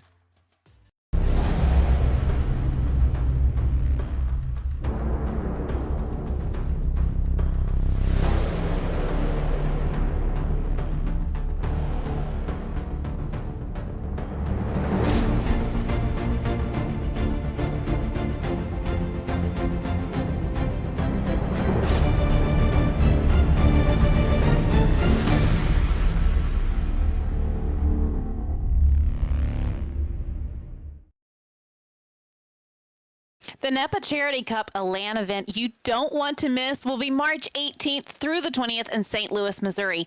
Busch Stadium is hosting the NEPA Charity Cup, supporting Special Olympics. So come on out to the Redbird Club for the LAN event that will put the faces to the names that you interact with in the community and help support a great cause. Go over to nepavrpro.com for more information. You guys, we are back. This is another fantastic match. There is no doubt these are indeed the best players ever. I mean, anywhere. I mean, these guys are incredible. This game has been back and forth. To see everybody's name up there for scoring and for goals, this is phenomenal. Just to have a 4-point game here going into the second half is breathtaking, and I am thrilled to see this outcome. The rosters are great. This is phenomenal. Yeah, absolutely. We are heading now into a interview with Kung. I was able to catch up with him this week and chat with him for a few moments. So let's see what he had to say. You are Well, the honestly, captain of the we're, Nashville Legends. it started way back. Yep. It's an honor, honestly. It's great. The team's great. We all really good friends with each other already. Great chemistry. I'm really looking forward to the season. So you are one of the few players who have a move named after you in Echo Arena. How did that come about? Really, that was like a few years ago, back when I was on the CV1 still, actually. So back in probably like 2019, I just used to shoot that shot a lot when I was playing pubs, and then people ended up just calling it the Kung shot. Tell me about the name Kung. Where did it come from? What's the story behind it? Honestly, I was a little kid, probably made a Minecraft or Roblox account, and I named it Kung Fu 8. Probably after watching Kung Fu Panda or something. Don't really remember. And then I just shortened it to Kung. Okay, so tell me about draft night. How was it being pulled for the Nashville Legends? It was great. Motherboard was very welcoming to all of the team, not just me. We were all felt very welcome. It was a great experience for sure. Very unique thing for Echo as well. It's great to see that it's growing just like this. I'm really just looking forward to all the competitive games that are going to happen. I know all the teams are super balanced. We've been doing scrims. It's been very close games. I just can't wait to see those competitive matches and watch some competitive Echo Arena again for sure. It's been a few weeks. I think I'm looking forward to going up against all of my old teammates, Game, Ryan, Jay. I think those are all going to be really great games. Yeah, me and Dash are both Dashes on the National Legends with me, and then Brox and Ryan are together as well. But the rest of us are all spread out. Honestly, I say it every time, just keep practicing. Like it'll come. This game has a huge learning curve, but once you keep practicing, keep shooting around, you'll get the hang of it. You'll get your shot down to exactly where you need it to be. And just always keep a positive head. Don't try to get down on you yourself or your teammates. If you miss, you miss. It happens. Just keep playing the game for fun.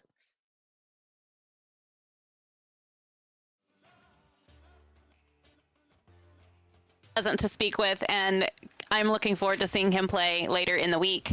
In fact, Saturday. So, okay, let's look at our stats. They are correct now. I have been redeemed. And the stats don't lie. Stats do not lie this time. They do not. I kind of want to point out, not to interrupt you, Pally, but looking at the team level stats, possession time within 1 second, 425 to 426, shots taken 16 to 18, assists 9 to 7. How even is this game? I mean, really, it even shows on the scoreboard a 4-point difference. That's only 2 goals. That's literally 30 seconds. Well, it's like 40, but you know what I mean. Yeah. Well, and credit to Zucks too, because at last minute, those 2 goals, and especially the one right about the buzzer, basically, that is such a huge momentum boost. Now, the unfortunate part, I suppose, for the Freeze is the potential being frozen out a little bit because of the halftime just disrupting that flow. But even so, they turned what was looking initially like it could be a runaway quarter. They turned it into something really palpable, and that is courtesy, especially of those late Zucks goals. Yes, yeah, I completely agree. And what was interesting is that's another one of those situations where you have a player who wasn't doing a whole lot on offense, but when he did, those were really important goals to end that quarter, to end the half with those goals. You know, despite we talk a lot about the differences between how the NEPA Pro Series runs and how VRML runs, and the rounds versus quarters, you know, short form versus long form, point resets versus points carrying over, and in this situation, it doesn't. None of that really matters when it comes to carrying the momentum at the end of a round, at the end of a quarter.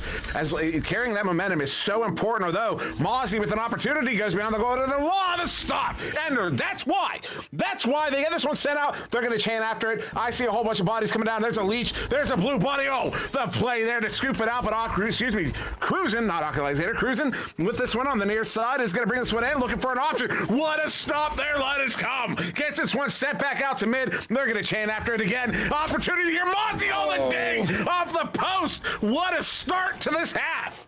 Oh, you hate to see that. Not able to reward that excellent defense from the Knights with offense on the other end. So they do lose the disc, and they lose it again, as it will be the Freeze with a takeover. Enter with that recovery.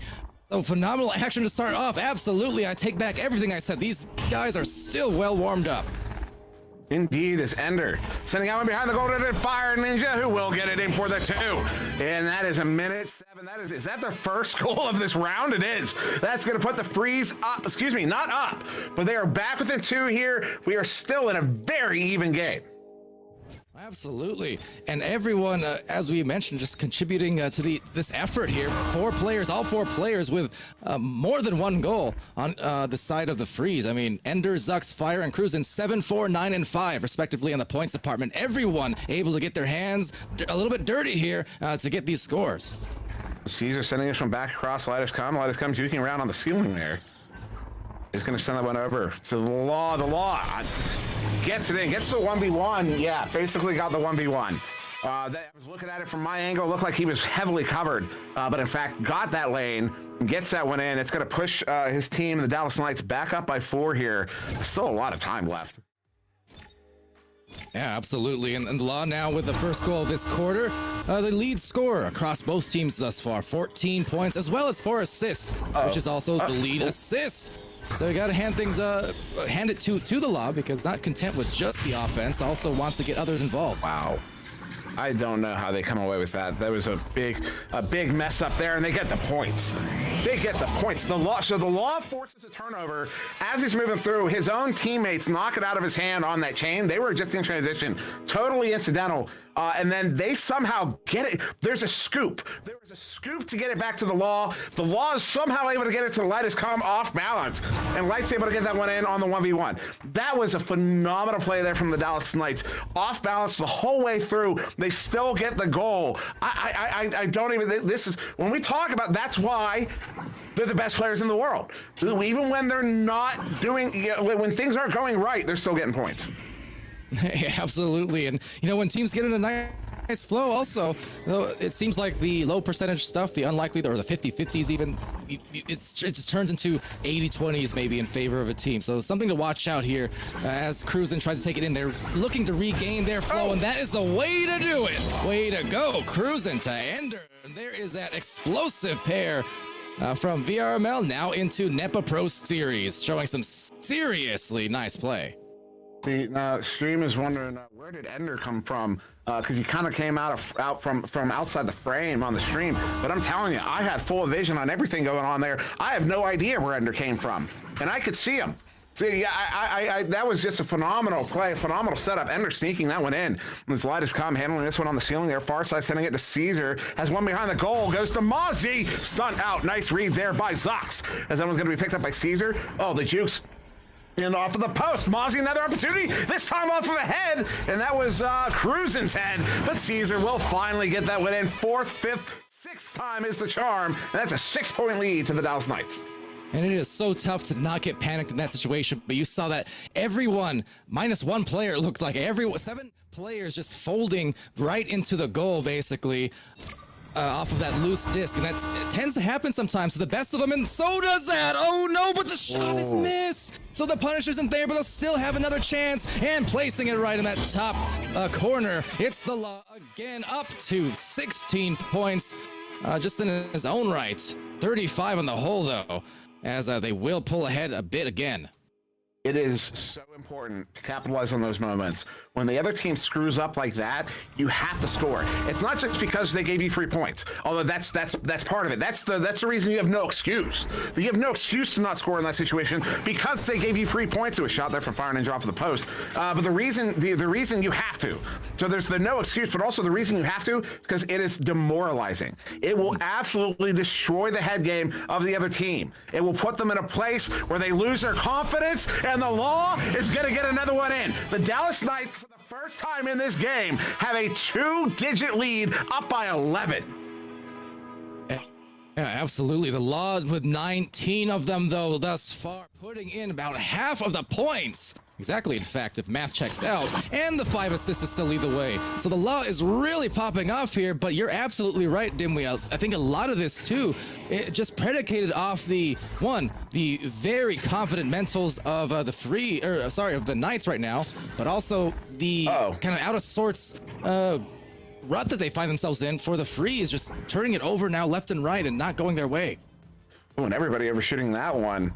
What broke this up was Cruzen was trying to get that one over to Zox. He just hit the Geo right by him. I know the pain. Those Zox opportunity sending him across. Fire Ninja overshooting just a little bit. Although that one, how fast Fire Ninja was moving, that was a hard one to judge. Although Ender gets this one broken up. Ender trying to get there. Mozzie.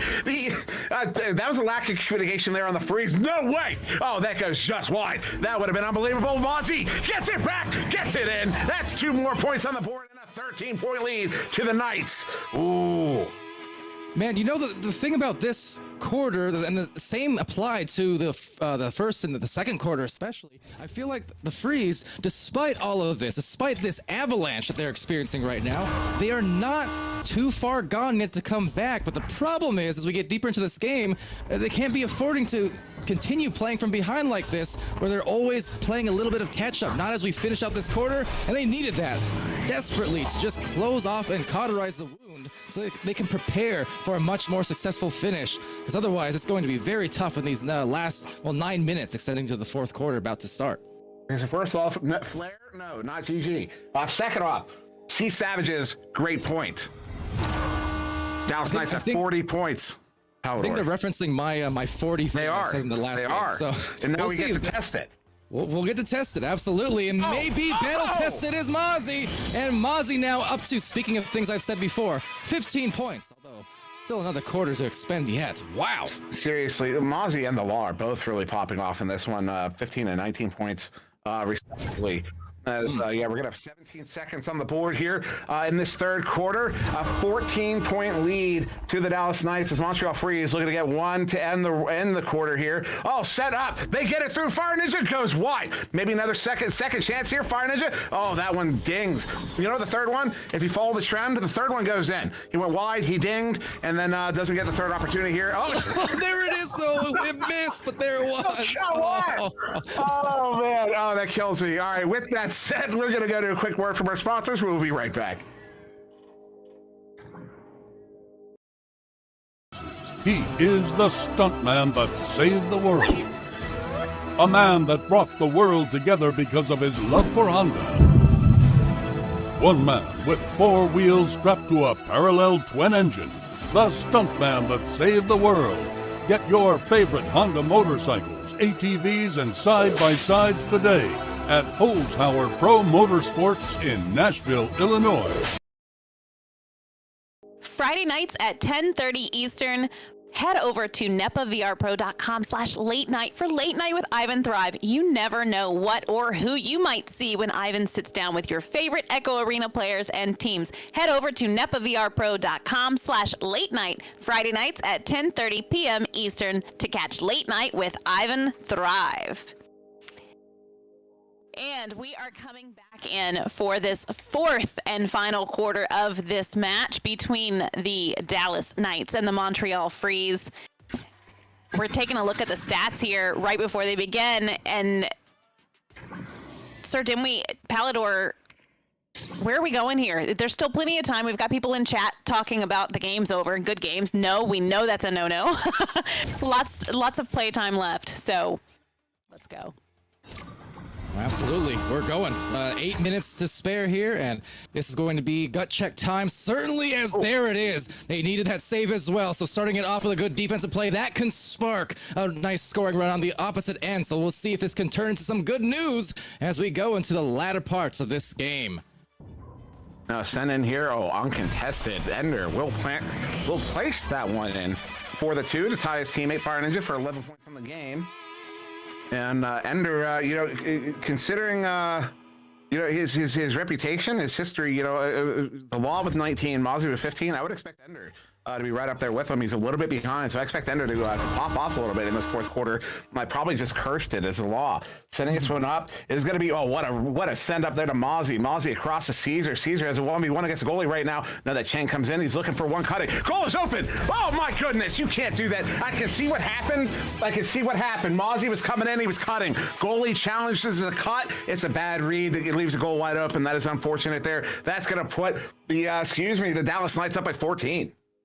Saving grace there, I guess the silver lining, if there can be a takeaway, is the fact that it was a 2. It was a 2, so they didn't get the maximum amount of points out of it, but still yet, just another one of those slight miscommunications perhaps, or misplays as the case may be, trying to press those advantages and knowing when to dive and when to stick. It's a tough balance, Dimwee. It's a tough balance, and that shot was open for the taking as well, as they'll wind around for a rebound, but Caesar snags it, sends it.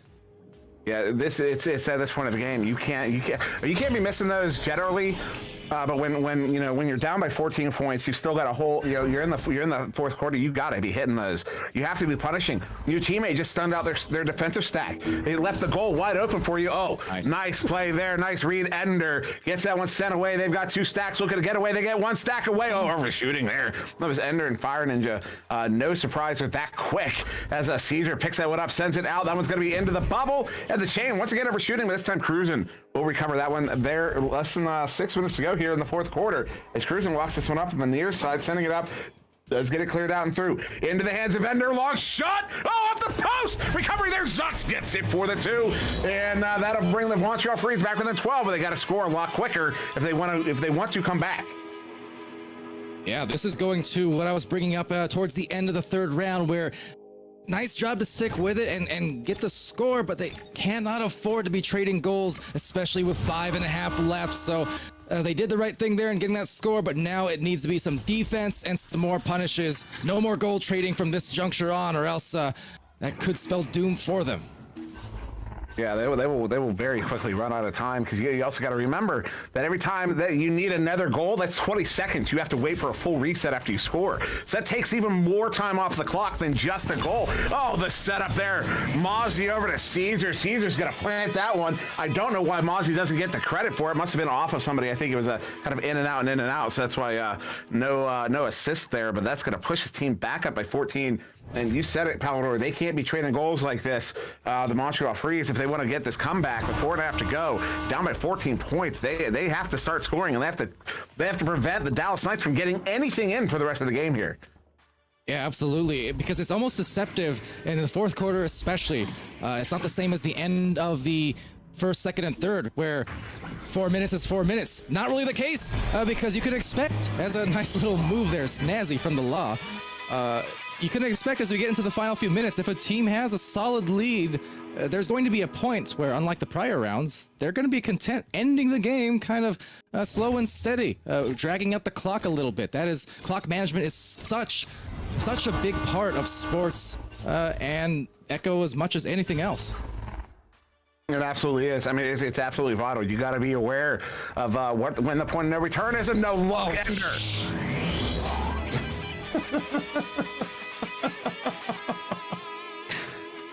There's nothing to even interpret from that. He was in the right place at the right time. He knew he could make it, so he sends it in, gets the 3. They're back within 13. Is that enough? I don't know, but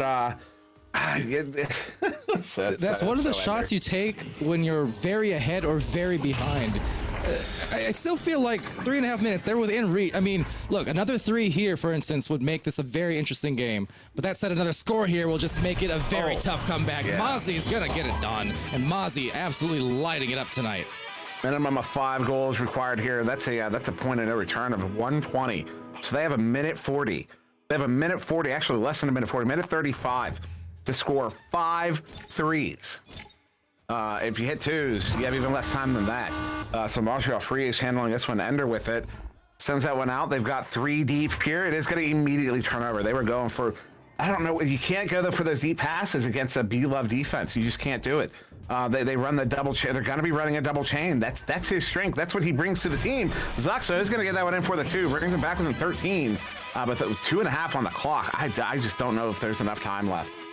It's going to come down to that clock management at this point, and although you could expect, of course, the open shots, if they're given, they'll still take them. But I would feel like for the Knights, they're going to be content with this lead in the sense that they know they don't have to rush at this point. They're just going to take what the defense gives them, and more so, they're going to force. Well, there you go. They're going to force the defense out of goal because they can't be camping at this point. They just need to cause quick turnovers, and that does mean open goals. Yep. Yeah. And open goals, especially from being so aggressive. And I think I just reiterated your point. 16-point lead here to the Dallas Knights. We're basically, they have 20 seconds to score 5 goals. That's physically impossible. B-Love sending this one out. That one's going to be off of the ceiling and down into the bubble here. One more goal. Should ice it? Oh, stunned out. Not going to happen there. That one's going to get sent away into the hands of Zux here. Zux, long shot. No, he's just looking for a dump in. Takes a careening bounce to the far side there. Or will be collected by the Law for the Dallas Knights. The Law having a phenomenal game. Having 21 points on the board. If Mozzie gets another one, Mozzie will take over for highest points in the game. But right now it is the Law with 21, Mozzie with 20. As that one's going to be turning around, cruising, sending it through. Just over a minute to go here. And this game comfortably in the hands of the Dallas Knights as Ender will hit another long 3 there. Brings his team back within 13 points, but with only a minute to go. Too little, too late. Yeah, and final minute now, so just playing to make that differential a little bit closer. I think, and we'll get to it, of course, in post-game a bit before our next match, but I do think we're, for the Freeze, they were just a small adjustments away from being okay in this game, but it was just those minor I don't know what we want to call it, maybe just kind of feeling out, the team and the chemistry and getting that aligned, because those miscommunications ultimately are what kept them in those holes, right? Those occasional missed passes, those stacks that overshot, the times that they left the goal open a few too many. It's those things that made a difference. It really is. It really well. That and I'm also going to point out missing open threes. We saw quite a few open threes get missed in this one by some notable names. Although after that last goal there, Ender with 20 points in the game, despite this 10-point goal differential here, as B-Love gets activated. He has not been in the game this whole time. There he is. He's going to get the last goal there. That's going to win his team there up 12 points, 56-44 to end this game in the fourth quarter. And what a matchup there between these two teams. But wow, Dallas Knights just coming out dominating. Well, not dominating, but really swinging in that one. Yeah, absolutely. It was I don't know. I can't speak for the whole season, Dimwee, of course, but I don't expect necessarily a ton of borderline 60-point games from teams. We'll see. It'll happen, I'm sure, but it's a very high mark to hit anytime you get into those 50s and 60s, and they just collectively, everyone really popped off. Yeah, They did pop off. Go ahead. I was just gonna say they did pop off, but there is bound to be one person who stood out, and you guys know what time it is. It's time for the dominant turkey. So, what are you thinking? For me, I'm gonna say the Law. Mainly because Mozzie started out not able to get the shots initially, but the Law, I would say, kind of helped with that first initial burst, that first scoring run, which then allowed Mozzie to come in the latter few quarters and then pop off. But really being able to start off on the strong foot, the right foot, really kind of set that tone for the rest of the 32 minutes of play, basically from the beginning. So I don't disagree with what you said, but I do disagree with your conclusion. Well, no, I don't disagree with your conclusion. I disagree with your ultimate conclusion that the Law gets the dominant turkey. I'm going to have to disagree. Although the Law for himself had an amazing game, a phenomenal game that was really a standout performance from him. But Mozzie has proven to me to be one of the most reliable players in this game. He has a good game every game, and in this one, 20 points, only one behind the Law. Also, 5 saves. 5 saves on the board. I'm gonna have to give it to Mozzie. Mozzie, yeah, the captain here of the Dallas Knights, just setting a standard for this team, not just on offense, but on both sides of the arena, playing in the bubble and playing in the bubble, playing in both bubbles. In fact, the orange and the blue. I'm gonna have to go with Mozzie in this one. Just a stellar performance from Mozzie. Although, as far as like if you were to compare their typical performance, the Law had a better game compared to his typical performance. The Mozzie just overall, I think really carried a lot of the weight of that one. Obviously, not all of it, not nearly all of it, but a lot of it for sure. It's like I said at the beginning, didn't we? I mean, for Mozzie, even though an initial slow start, and really just the first quarter, I mentioned you can rely on any game Mozzie's in. Mozzie is going to pop off, pretty much guaranteed. Yeah. So, your answer, not wrong either. Not wrong either. The Twitch chat gave him a new nickname tonight, and it is now the Mozster because he is a monster. That is hilarious. I had that in my head. I wasn't gonna. There was no point where there was plenty of point. I thought, but I had that thought that popped into my head. The Mozster. I didn't see it. That is hilarious that it came up organically elsewhere. I love it. That is phenomenal nickname for Mozzie. I completely agree. He is a beast. I actually almost went fantastic. To the Mazda making copies. Anyways, old reference. I'm gonna go hold the freeze. Was that the phrase, Dibley? Something like that? Oh. Hold the ice. I don't know. Whatever reference you made that I didn't get like 3 quarters ago. That thing. No, that was about Texas isn't used to cold weather. That was the joke. Saying they're used to holding off the freeze. No, they're not. When they get freeze, they shut down. Anyways. All right, well, you guys, we have one more amazing NEPA Pro Series match for you tonight. At the top of the hour, it is going to be the New York Kings as they take on the Orlando Cyclones, and that is going to be a match to catch for sure. So please stand by, grab another drink, get some more popcorn or goobers or Raisinets or whatever it is you like to eat, and be back here in 11 short minutes, and we will see you for more NEPA Pro Series right here on NEPA TV.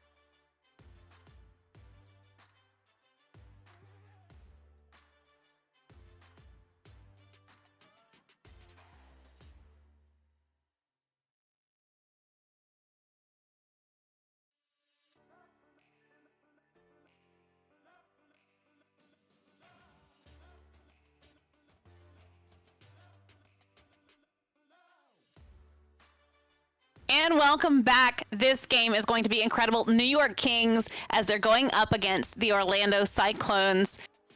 This is gameplay at its best right here. I am so excited for this game. It's been building all day. Again, these are the best of the best, and I have nothing to say other than I'm in amazement. Shock and awe. It's been a great first night, Dimwee, of matches. This is our third of 3 here in the NEPA Pro Series. Of course, we've seen here on NEPA TV plenty of these exhibition matches featuring the Pro Series teams as well as AAA teams in recent weeks. But this is where we were all building up to, and the stakes now, as these teams know every game is going to count in the context of their season. And we're going to end in a great way tonight with some very, as always, tremendous teams at play. Yeah, this is a little bit of an intrigue game, of course, of the New York Kings, led by Strem, the #1 overall draft pick in the NEPA Pro Series, a notable pickup there. And he's playing alongside, of course, Al, Jiggy, Heck, and, well, it was that Green Pigeon, but it appears he has changed his name now to Arch or Arc. That is going to drive me crazy. Somebody is going to have to tell me which way to pronounce that, because we don't have any history to go off of, because this is a recent name change. But this is an exceptionally talented team. Of course, notable, their captain, Strem, going first overall, which was both a surprise and not a surprise, considering probably one of the most I would say actually the most well-rounded player in the world, would be my argument. Yeah, and Strembitsky, just a player who knows how to get it done. Every season that he's played in, whether in VRL, VRML, and now NEPA Pro Series, as well as the numerous community leagues and events and weekend tournaments, what have you, wherever Strem finds success. So the first pick, captain of the team, recent champion in VRML as of on the New York Kings to end season 4 just a month ago. And just a phenomenal player. But for the opposite side too, of course, goes without saying, you got game here on this team for Orlando Cyclones. And for as much as we can talk about the skill of Strembitsky, well deserved, I mean, game. Talk about someone on top of things, on top of the game. That is a name that everybody knows, and if you're on the opposite team, no one likes to see, because he is a tough matchup. Yes, yes, he is. And, I say Strem is the most well-rounded player in the world. Game is the best player in the world. And I used to say, yeah, probably best player, if not the best player, probably. He is the best player in the world. There's no doubt about it. So we are watching the best players in the world, plural. But now you get the opportunity to see the #1 round draft pick, who also happens to be the most well-rounded player in the world, going up head-to-head against the best player in the world. Also, with one of the most entertaining pairs you will ever get to see live, Rosie Ope and Saluna. Rosie Ope, a phenomenal, one of the best defenders you're going to find in the game. Saluna, historically one of the best shots in the game. They're here with Acorn and Captain Will, two phenomenally talented players. Of course, you have to be phenomenally talented to even get into the NEPA Pro Series. But very interested in this matchup, and we have just gotten note that we will be swapping servers here right before we go live. So unfortunately, a little delay, but shouldn't take too long, as it looks like they're moving rather quickly with that. But yeah, I expect quite the game here. I expect this to be just highlight after highlight after highlight. Absolutely, and with the Orlando Cyclones, this team, on the Denver Raptors, my team just faced them about 2 weeks ago or so on one of those aforementioned exhibition matches that were casted here by, I believe, you and Nails, as well as Jeep Girls, and that was quite the fun match as well. That was my first stream, first casted game as a player in about 2.5 years. And although we did lose, it was a supremely competitive match. I mean, it was so fun seeing those players again in the first person instead of just talking from the kind of the God voice on the caster's desk. Just being on the actual level and getting to feel that physicality, the emotion, and getting back into the game. Always a thrill for sure. And if they give the New York Kings what they showed us just a couple weeks ago on stream, I mean, I'm thinking we're going to see ourselves a heck of a game to end things off here on the stream. Now, we know that Rosie and Saluna have been playing together for a long time, as Rosie told me the other night in her interview. Do those solid relationships that have become true friendships, how much does that really weigh into a game like this versus just straight up skill? I certainly have opinions about that, but I'd defer to Palador on that one, being he has a little bit more experience in that department, I think. I even have some recent. I'll get to that, I guess, in a second here. But tremendously. I mean, thing is, the emotional part of the game, the mentals, the emotions, that is an unavoidable part of any sports, and especially the more physical they are, the more emotional you get because you're working hard. You're in a battle. You've got to work well and like the people you're playing with. You got to have that chemistry. And in terms of recent news, I suppose, I actually just played a kind of throwback scrimmage just a few days ago amongst a group of 3-4 year veterans of Echo Arena. I managed to drag in Simeon, my old teammate from ESL 2.5 years ago. We managed to get him into a game. And even though it has been a very long time since we've played, the chemistry was still there. It felt so good. It was like we never stopped playing together. The passes were crisp. The positioning was right there. We spent like half an hour talking after the match and just having a good time and reminiscing and stuff like that. It's important stuff. It's easy to get caught in the moments, the moment-to-moment things that we're doing here in the league. But I mean, those relationships, man, they last, and they are really important in terms of pushing your teams to the next levels.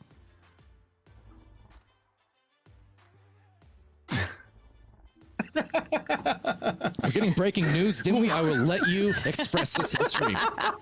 I did not expect to get that update. It's funny though. I was literally just looking this up to make sure I was getting it right, because there's an old metal band called Arch Enemy, but there was a long-standing fight if it was Arch Enemy or Arch Enemy, and we did just get an official word from the booth. It is pronounced Arch dash ARCH dash.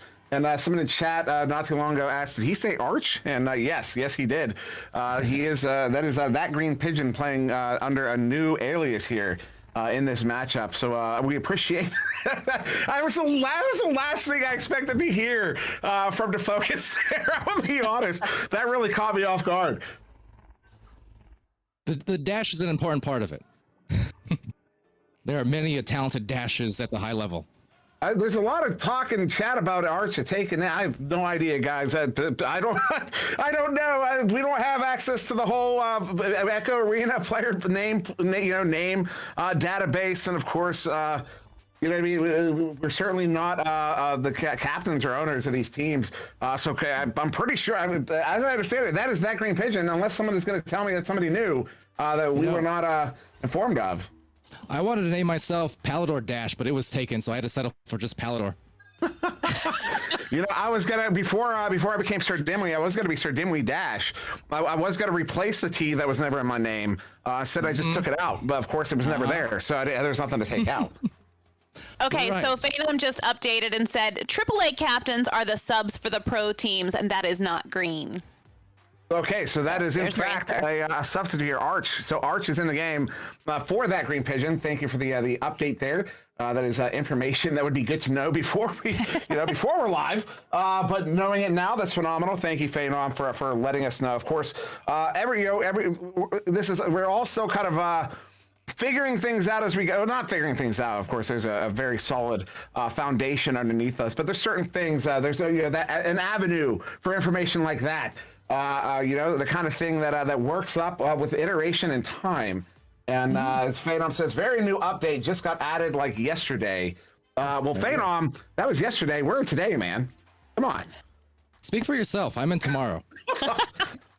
The Aussies are in tomorrow, so fair enough. No. Yesterday's tomorrow today or something like that. No, you're remembering 10 hours ago tomorrow. That's what you're remembering. We're confusing a whole lot of people right now, Dimwee. Yeah. Yes, we are. That's all I do know for sure. All right, time, mathematics, things like that. I do believe we're about to start our first round, our first quarter, that is, in our final match of the debut day of NEPA Pro Series. Let's go. Yeah, the marquee matchup here. You've got New York Kings on the left in orange, Shimbitsky, Arch, Jiggy, Heck, and Owl. And Orlando Cyclones on the right in blue. Game, Saluna Rosio, Captain Will, A-Corner. We are started here.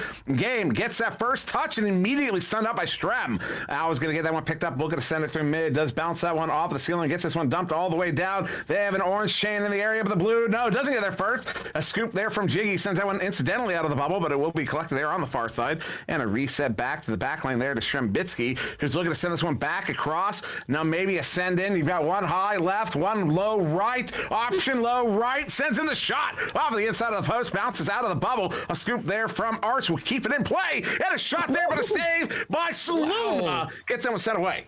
Oh, wow, I thought that was a goal guaranteed. Absolutely not. But that said, the three, it's open, and will it be made off the bounce? No. I was tremendously entertained because for about 15 solid seconds, I feel like, Strem and Game had collided and they were just in a tickle fight trying to disable each other's stacks while everyone else was in the bubble trying to make some moves. But hey, scoreless yet, a minute in. Scoreless, yes, Strembitsky going for a wall shot. Otherwise known as a Kung shot. Again, Kung's teammate is going to get that one picked up. This one sent out. Will be picked up by Heck. Heck turns it right back around. A little ping pong at the moment as this one gets cleared all the way back down. And again, the chains. We saw this in the first game. A lot of intentions to clear and boost, but the other team was winning all the races. From on both sides. And so I'm curious if we're going to see the same thing here. Although Saluna is going to get this one set up to Acorn. Acorn open goal. Where is the defense? They left those two players down there completely uncontested. I think there were some stuns at mid. And our first goal of the game is a minute and a half in, 3 points on the board to the Orlando Cyclones. Yeah, and Acorn getting it done here for those first 2 points, and Saluna the assist on that. But yeah, I mean, top level play, top level action means pressing the advantages as much as you can. You're seeing more and more of these double stack defenses these days, but it is a double-edged sword on top of it because it can concede some open goals if you're not careful. And as we say that, there's one, just as the defense tried to recover, but Strembitsky leaving no choice but to accept the 3-point fate. Yeah, and goalie not stunned out there, but she was perturbed. I need a better word for that. Perturbed, bothered, distracted a little bit as that chain came in. But now we'll be game handling this one once again on the Joust advantage, sending it up. Has a chain there. Rosie instead going to send this one near side to Acorn. Acorn stunned up by that chain. Jiggy open goal, sends it up. It's on. What a shot there from Jiggy. 20 meters out, steep angle. New York Kings are up by 3.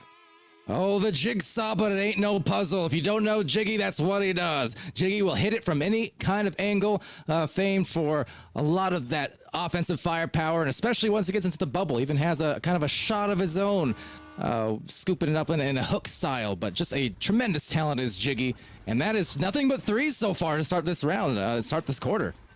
Game sending this one up into the hands of Saluna. Saluna gonna go back to Game. Game is gonna gets a stop. That was gonna be picked up by Jiggy. Sending it across in the hands of Heck. Heck is gonna get that one cleared out past the defense. This one's all the way down into the bubble. Flat bounce off the back wall. Acorn gets his pocket picked. There's too many pockets to pick there as that one's gonna get ultimately sent out. But in the hands of the orange team here. Al moving in on the side of the right side of the bubble. Sends in the shots off the post. Wasn't on its way in. Rosie Hope's gonna get it slapped out. And that one into the tube. Good defensive chain. Heck's gonna slap it away, but Game gets it picked up here at mid. 4.5 to go. As Game gets stunned up by Jiggy. A lot of back and forth right now. Nobody can maintain control of the disc. Honestly, even though these have been open goals for these shots, the defense is actually tremendous in the midfield. The amount of leeches and brawls and steals and interceptions, there's another one we're seeing here. So it's resulting in the threes from Strembitsky, but it's predicated off of so much stellar play happening in that midfield. I'm very impressed. It's just once someone breaks free, that's when you have that open goal on the other end. Yeah. Both teams are getting caught in transition perpetually. This is a tough game. This is a style of game. The game is happening at mid. The whole game is happening at mid. Saluna sending this one down. Nobody in the area though. I think that was an intent. The intention there was for a stack or a boosted player to get down there to recover that one, but they didn't have that player down. I'm not sure what the miscommunication was. Game gets stunned out as he touches that one. Somehow gets it back. Gets this one pulled off though. Pocket pick there by Strem. Strem off of Game's head. This one loose again. Heck getting that one touched, but Game gets it back. Game gets away. Trying to send that one up, but a little bit rushed. Goes off the bow tie. And oh my goodness, it's that far side trap. Although Saluna sending us it across, Game not able to recover it. It's going to be Jiggy with the pickup and the send out. Somebody in chat said, Shrem versus Game, the unstoppable force versus the immovable object. That's Shrembitsky, the unstoppable force himself, gets that one in from 30 meters out. They are up by 9. The New York Kings are really running right now. And Strembitsky is a very movable object. You see how fast they got to that other side to find, guess what? Another 3. It has been nothing but 3s thus far on these goals, these breakaway plays. So something's got to give right now. They've given up 12 points to the Kings. Cyclones trying to find their stride. Oh, this one's sent up. Oh no, Rosie Hope getting a big interception, setting this one up. Oh, that one's off of the star block. Was trying to get it to Saluna, who was right at the edge of the bubble. Game's going to get it recovered. Saluna's on the floor here. Sends this one down right in the hands of Jiggy. That was an ambitious pass. As Rosie Hope looking to track that one down. No, it's going to be Game there, recovering his his own little error there. As this one's loose for a moment, Game gets it back. Now moving up on the far side, has a lot of room here, so he's just going to keep on walking. Now sends this one up. Rosie Hope with it here. Has Acorn cutting. No, going to go across here to Game. Game gets by too many defenders. I don't know how he does it. Behind the goal there, I think that was a setup. The intended target moved away. Now Rosie Hope is going to get it recovered here on the close-in back line. Rosie across. No. Pocket pick. Jiggy gets it cleared all the way out. And that's another stop from Jiggy in that goal. Nicely done, but still retained by Game and Co. And I think right now for the Cyclones, struggling to find their offense, but they have the potentially best player, as you said, in the world here, and especially in terms of the offensive moves in Game. So I think they need to feed that beast right now and get him some looks, if nothing else, to start this ignition maybe on a comeback in this quarter. Saluna sending this one out. Rosie has it. Rosie bringing it in. Rosie's going to score it. Rosie's going to get the Orlando Cyclones' second goal here. The first one coming from Acorn. So Rosie gets that one with only a minute to go. This is... You know, the New York Kings are coming out. Basically, this is a game right now. Both teams are kind of operating off of it's less strategy and more just who's winning the 50-50s, who's winning the 1v1s. Because there's so much back and forth here. Neither team has the time to set up. Oh, my goodness. Game gets that one in. Finally going to punish something here in the final minute. And maybe an omen of the future. Absolutely, and a good omen indeed for the Cyclones, scoring after being held scoreless for a rather long spurt there, long stretch of that quarter. They found 2 goals now, 2 more, in just the last 30 seconds or so. So wonderfully done to stay mentally strong, and as I mentioned, that's going to be a big part of this game over the course of a 32-minute match. Shrem sending one down to the floor, did not have a lane, and it did not hit the intended target, though. Oh my goodness. You know what happened? I can't believe that just... So there was a player there near Al. Al got that one recovered from Shrem. Well, here's what I don't understand what just happened, because so there were players in the goal. They were there. They thought there was a transition. They thought there was a turnover. They thought their teammate had it. So they start leaving to boost out, I think, and left that goal wide open to end the round there. So New York Kings are going to end the first quarter 15-8 over the Orlando Cyclones in their season Pro Series debut here. And with that, quick word from our sponsors. We will be right back. Make this the summer of no limit. No stone unturned and no obstacle unconquered.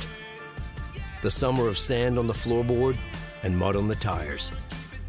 Where one wave introduced you to 1,000 friends you didn't know you had.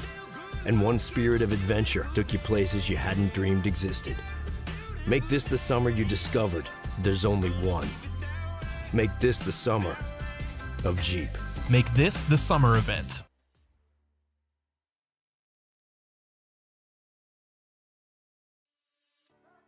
These stats that we're seeing tonight.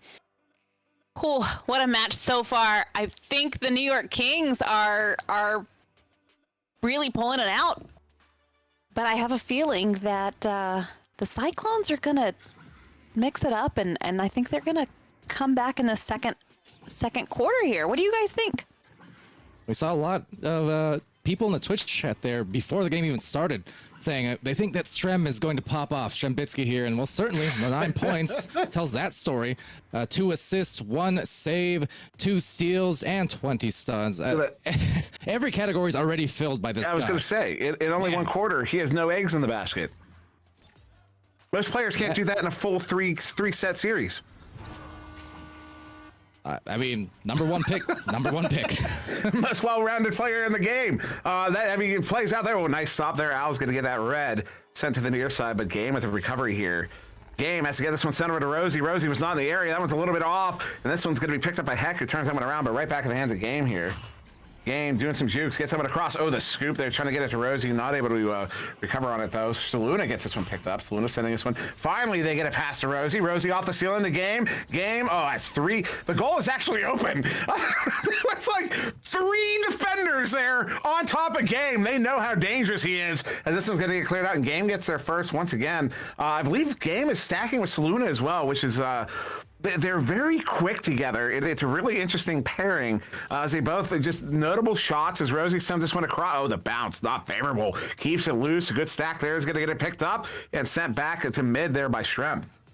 Yeah, the thing here about this team as a whole lot, maybe an open goal about to happen, just picked off, is the fact that you do have tremendously fast players. You talk about the Saluna and Rosie chemistry and the stacks that they've got going oftentimes there. You see them flying down the floor right now. Perhaps it's actually Game going there with Rosie, and they're going to make it, I suppose, as it just gets picked at the last second to turn it into a 2, but still a nice hit.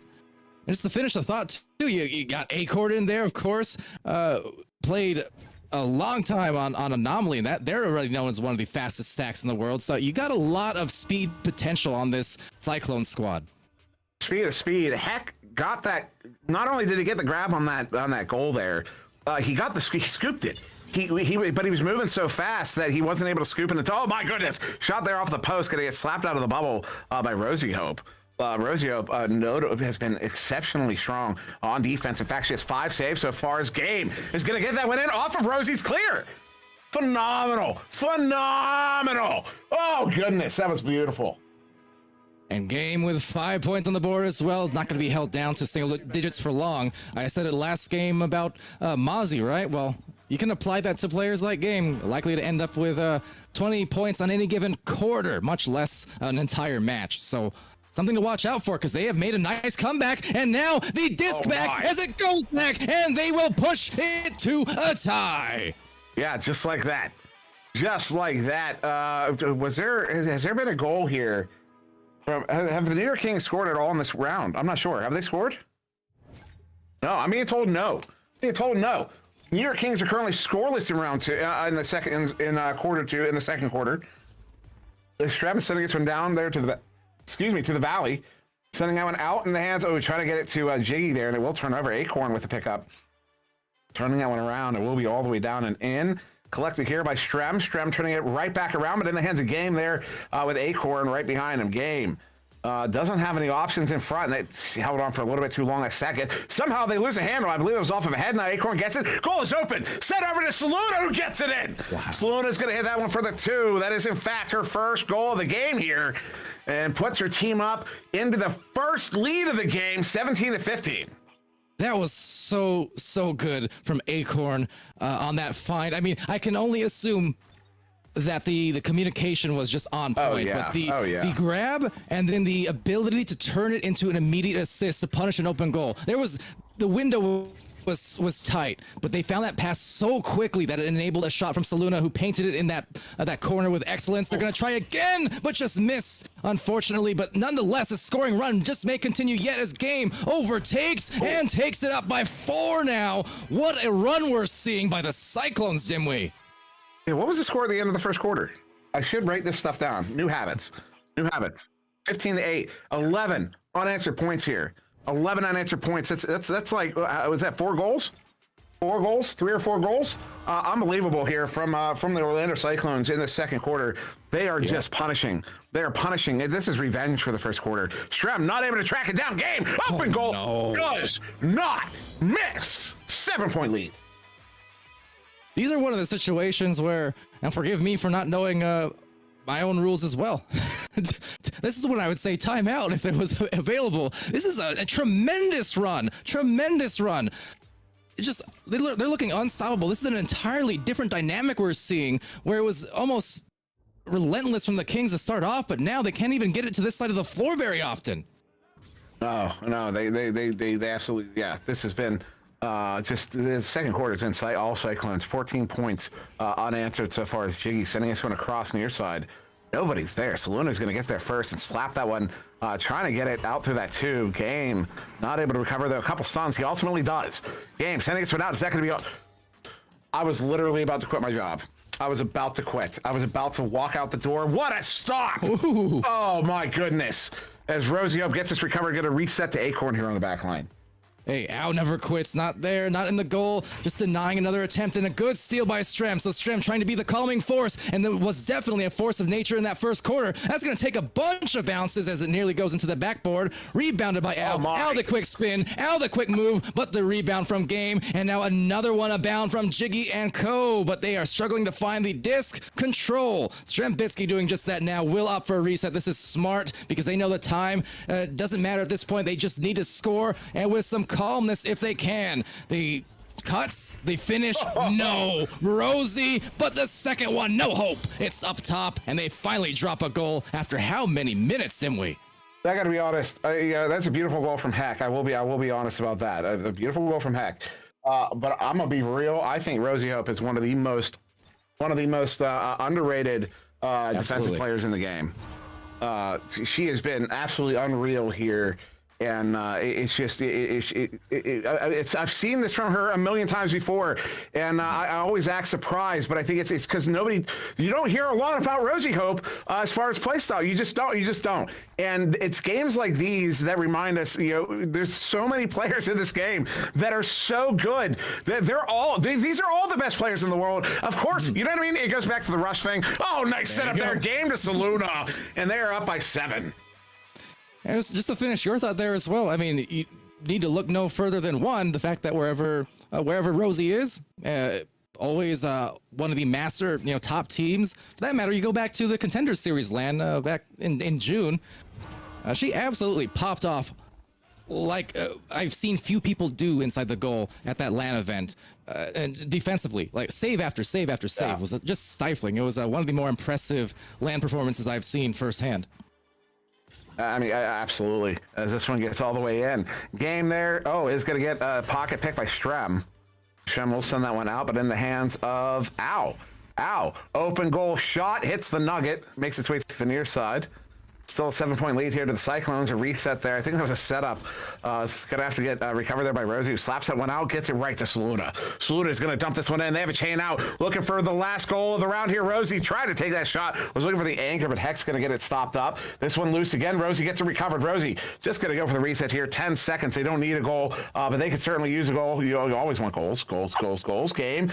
Bringing this one in. Juking. Oh! Ow. And with that, correct. Orlando Cyclones are going to end the round. New York Kings only get 2 points on the board in that second quarter. Orlando Cyclones, 18 points in that quarter. With that, we'll be right back.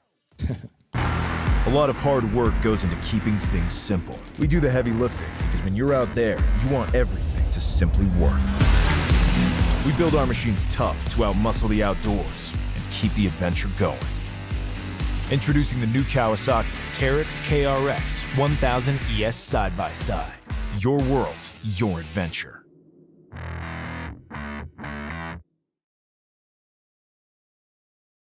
LAN event you do not want to miss is going to be March 18th through the 20th in St. Louis, Missouri. Busch Stadium is hosting the NEPA Charity Cup, supporting Special Olympics. Come on out to the Redbird Club for a LAN event that will put faces to the names that you interact with in the community and help support a great cause. Head on over to nepavrpro.com for more information.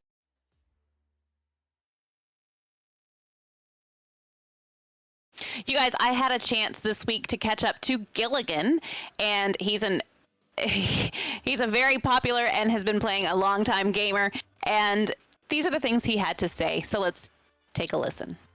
It was a really stupid thing back in middle school. Yeah. My friend and I, his name is John, we used to run around the school before our extracurricular activities would start. And we were young, and we would grab the teacher's yardsticks and play, swords and stuff. And he was John of Arc, and I was Sir Gilligan. And I kept Gilligan online ever since. I started playing Echo in December of 2017. I didn't know anything about technology or Discord or anything like that. I got a VR capable computer, found Echo because it was free, and quickly fell in love with it and have been playing it and almost only it ever since. Honestly, I expect to see a lot of good competition. I mean, it looks, from what I've seen, the rosters are fairly evenly spread. The way the NEPA series is going, with the draft like that, it helps even out the teams somewhat, I think, and I think the competition could be entertaining. Honestly, finding teammates with good chemistry is really important, and oftentimes that's hard. That's why you see a lot of roster changes go on historically, and part of that is just chemistry. I was lucky enough when I was captaining one of the Shacks that the guys I was playing with, we all got along really well. We all played pretty similarly as far as our mindset goes, and so just finding teammates that you enjoy playing with means a lot more than necessarily being with the best teammates. I think chemistry has a lot to do with the success of a team. If you enjoy playing with each other, you'll go a lot farther than if it's just 4 guys that are really good. I mean, honestly, the players on these teams they're all at the top, and I could easily see any of these teams taking the championship at the end. And also depends, sometimes teams have a bad day, so and if that team has a bad day at the same time the other team has a really good day, it makes it really hard to predict, especially when the players are all at this high level. I hesitate to make a prediction, but honestly, my bias wants to say you got to go with the Florida Laser Sharks because Venom's on that team, and Venom is a former teammate of mine. Yeah, we actually still play together on Sundays now as the season 2 Wireless Shacks roster. It's Venom, Will.i.am, and Blitz 1230, which that was 3 of the 4 main roster of the Florida Laser Sharks in VRML last season. And honestly, it's difficult to watch them because I miss playing with them so much. But it is a team that I can't help but root for just because of that, former connection there. That these guys are my buddies. That's who I still play with when I try to play, seriously. And we are back in the arena watching the teams as they take a little break here. And we've got some lovely stats down there. Let's take a look and see what we have. We've got Game leading with 13 points for the Orlando Cyclones. That's not a huge surprise out of what we've seen from him so far, Sir Dimwee. No, not a huge surprise at all. Especially after that second quarter was really something special there from the Orlando Cyclones. Also notable, did I just forget my point? I might have. Oh, no. Shots taken. Shots taken is favoring the New York Kings 22-18, despite the fact that they are down by 9 points. And a lot of that, it's not just Rosy Hope, but it's a lot of Rosy Hope making the big difference in this game, in my opinion, right now. And they are putting on a show for us right now on the screen. Saluna and Rosie, they're always great for entertainment. I tell you what, such lovely people. I want to put this out there that I did, in a scrim a few weeks back, beat Rosie in rock, paper, scissors. Just want to throw that out there into the ether. Braggart. I'm the champ. All right, so I think the half is just about over, though. It is, and so is your career after that. No, I'm just kidding. So, you know what? If I beat her in rock, paper, scissors, I would brag as well. Let's be real. This is just my jealousy coming out. But yeah, it looks like we are going to get started here in the third quarter, at least momentarily. In fact, we have a few more moments. 17 seconds. So they kind of they juked us a little bit with that. Maybe standardize that practice a little more moving forward. But a 9-point lead here to the Orlando Cyclones. They had 18 almost unanswered points. The New York Kings were able to get a 2 in during that second round. I don't know what they've been talking about. I don't know what adjustments they need to make. Because clearly whatever they were doing in the first round worked and then didn't continue working in the second round. So I'm very curious to see what adjustments they make coming out into this second half. Yeah, we shall see. I told you game was going to be a huge factor in that. Only had 3 points after the first quarter, and yet had 10 of those 18 in the second. So definitely found his fire, and now seeing if he can fire off again. Surely it is. It's a goal off of Al, granted, but still gain the shot, and they will gain another score to push them up 11. Yeah, this Cyclones team here, not slowing down. They won't. They will push the score up as high as they need to win this game. Though it has been Orange's night tonight. The first 2 games of the evening. The first one, Kansas City versus Florida. The Florida Laser Sharks. That is. Kansas City won that game. Dallas Knights versus Montreal. Dallas Knights also in Orange won that game. So New York Kings were hoping to prove the trend, but instead Game is going to shut that idea down. Send this one out into the New York Kings zone. Shot there from Saluna. Gets it in 19 meters out. That's going to put her team up by 14 points a minute into the second half. It just doesn't stop. That faucet now is turned into just an absolute outpour of scores from all these players here on the Cyclones. And at this point, for the side of the New York Kings, just need to recognize the clock situation in that there's a lot of time, but have to be, I think especially in this case, rely on a little bit of the patience to slow down and just try to find some quality looks. And it starts definitely with Strembitsky and an Al as well as their offensive, defensive anchors kind of on both sides to be able to really turn this thing around and find some calmness here for the rest of the team. Oh, what a play. Oh, they need a goal after that. Oh, it's off of a head. Oh, what a stop there. That was going to get slapped out of the bubble. I can't believe they got that opportunity, though. That was by the seat of their pants.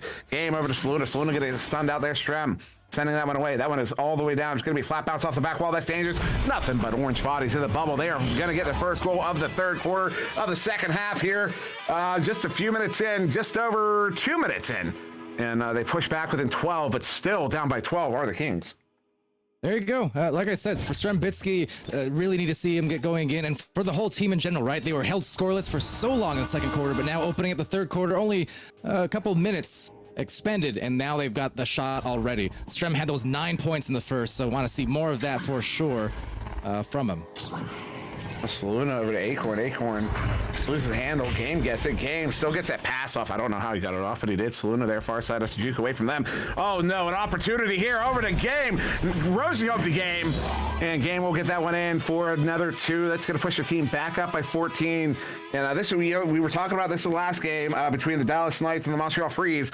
You're getting to a point where you cannot be exchanging goals. You can't do the back and forth 1 for 1, 1 for 1. You can't do it anymore. You have to start converting on their joust advantages. Absolutely do. And speaking of joust advantage, well, advantage lost. It's going to be taken by Acorn with a stun. Seeing if they can get it going. Game with just a quick stun. Make it a double and make it some trouble into the goal. That's 2 more points on the board. 35 for Cyclones. There was somebody not too long ago, somebody who might be watching, asked me if I had any interest in returning to competitive Echo Arena. And, I'm at an age now where I can let the kids play and kind of enjoy it vicariously, all this stuff. But goals like that are why there's just no reason for me to have the thought. There's no reason for me to have the thought. It's just that.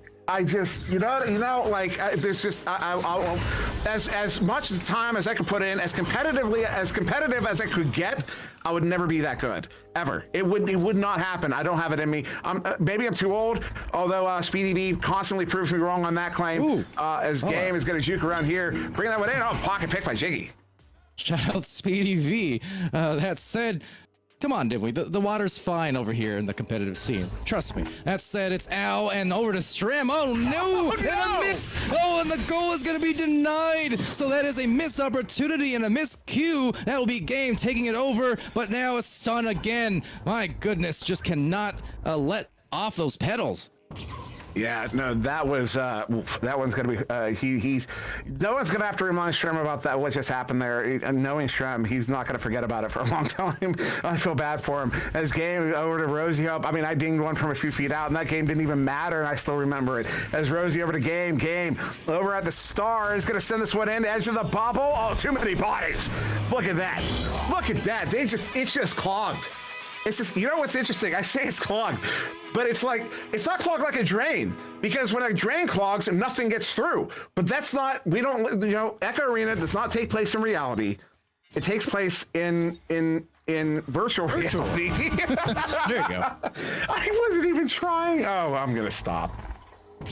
Well, I hope these teams don't, because we got a lot of time to go, and man, the scoring output, this outburst is absolutely stifling. They've just, as you said, it's almost an inverse in Echo, right? You have so many in the goal, it makes it almost easier to get the shots at times, because you're just blocking off so many of the sight angles. Just the same, you get those ankle breakers, where in Echo, it's not really ankle breakers so much as you're putting the brakes on as the offensive player to almost like a counter break. I don't know. There's a lot of those weird things here in Echo, but that is not a strange sight whatsoever. Ow, another denial. So there's a defense. Offense comes next. That's what they need. Yeah, Shrem gets this one cleared out, though. What will be that chain? This time, Rosie Hope there with it. I think that's Rosie Hope and Acorn getting there first.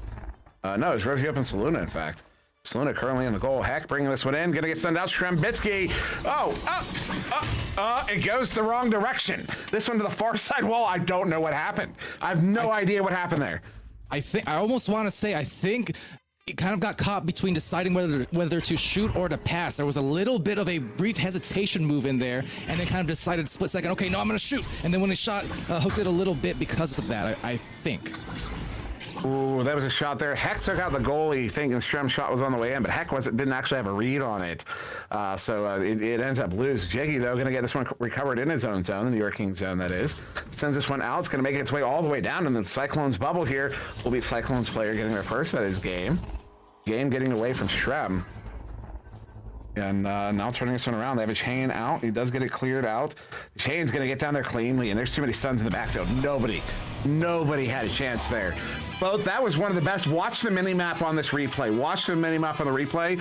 Watch how the pairings work out. You've got two blue players down in the offensive zone by themselves, and then the two orange stacks each have a blue player with them that stuns them out. Look how beautifully that's executed on the mini-map. That was just beautiful. Yeah, and great call as well. The stack breakage can be supremely important on those breakaway plays. As long as you're confident and you have that forward stack, those forward players able to recover securely, just making their lives easier by disrupting that defense as they try to get back. Acorn causing some disruption as well, but a really strong lead. We're almost at that 40-point mark that I mentioned before, and we're only at the end of the third quarter, just about. So any points here will really help their case for the Kings going into the fourth quarter. Yeah, so Rosie Hope's going to get this one sent out. The bounce there is a little bit awkward. No, it wasn't. I just didn't realize where it hits. Luna juking around, wants to bring it in. No, goes over to Game. Oh, no. It's Shrembitsky. Got that one stopped, clears it out. Shrembitsky stops the Orlando Cyclones from hitting the 40-point breaking point, Palador. And with that, we're going to go to a quick word from our sponsors. Access the largest motorsports inventory in America. We're authorized dealers for Can-Am, Honda, Kawasaki, Yamaha, Sea-Doo, and more. Get the best deals these brands have to offer. Browse through our inventory to find exactly what you're looking for. Friday nights at 10:30 Eastern, head over to nepavrpro.com/late night for Late Night with Ivan Thrive. You never know what you might see when Ivan sits down with your favorite Echo players and teams. Go to nepavrpro.com/late night Friday nights at 10:30 Eastern to catch Late Night with Ivan Thrive. I'm just so excited to get back into this game about Echo that's all I have on the brain. So this game, you guys, the stacking is incredibly fast, and we're seeing some inversion stacking as well. So they're upside down. Is that a massive benefit, or is it just a different view of the arena? A little bit of both, kind of rock, paper, scissors type of thing, right?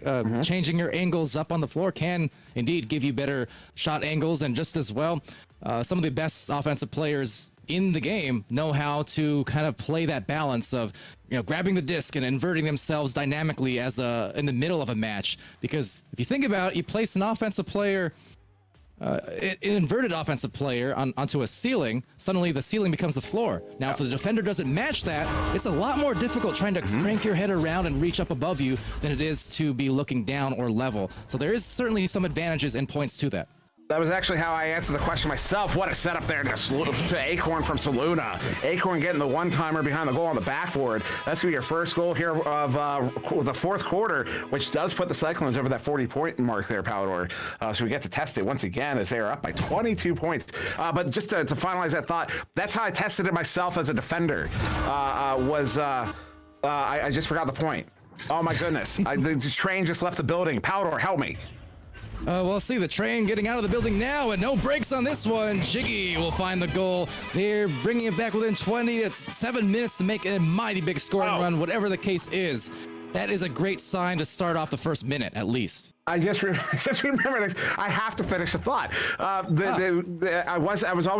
always questioned: is there an advantage to coming out upside down? Now, some could argue yes, some could argue no. The reason I know there is because as a defender, when I was defending folks who were upside down, I had a harder time, and I had to match their orientation to get to even the playing field again. And that told me I knew without a shadow of a doubt there's an advantage. Oh, shot, strap.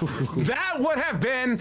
Oh, that would have turned the tides. I tell you right now, that would have been a game changer there. As Al's going to handle this one on the far side, the chain is going to stop up, passes it back to Shrem back to Al. Al ducking that chain, looking to send this one up. They have one deep, but that player's covered. They have Shrem there at the end. They have no options here. They do send this one over to Jiggy, but Jiggy is immediately covered. Has to get this one back to the back line. That's how you do it, though. I mean, you're going to do a little give and go like that. They get to the edge of the bubble here. Shrem juking around, trying to get by Game. Oh, the shot there is going to be off of the post as that one's going to be slapped away. Yeah, so far, not able to get the scores off quite as quickly, really for either side. A bit of stalemating after those 1 goals per team here. But I think that's really to the advantage now of the Cyclones, as they will try to take some offensive advantage here on the defense, who is currently all kinds of bothered in the goal. There it is, Game securing another one. But really, it just comes down to that fourth quarter clock management. It's going to be really, really tough because every single second that is expended off that clock for either team, it's still going to be in the benefit of blue. Yeah, and a 22-point spread here, that puts the point of no return at 2 minutes. So I mean that is so hard to respond to, as that one's just going to be given away. Al gave that one to Rosie there. As Rosie looking to send that one out, hits the lip, gets it back, sends it through again. Game with it there. Open goal, sends it in. Does not miss. 25 points. Game stealing a little bit from Saluna because Game has 22 at the moment. Lead scorer doubled up over the next highest score, which is Strembitsky with 11. Game has absolutely woken up here in quarters 2, 3, and 4. Yeah, he really has. Well, anyways, Jiggy sending it near side. Hack not able to play it. Disc is loose. Game gets it picked up. Oh, Game gets his pocket picked by Strem. Strem sends that one out. Boom. Strem also.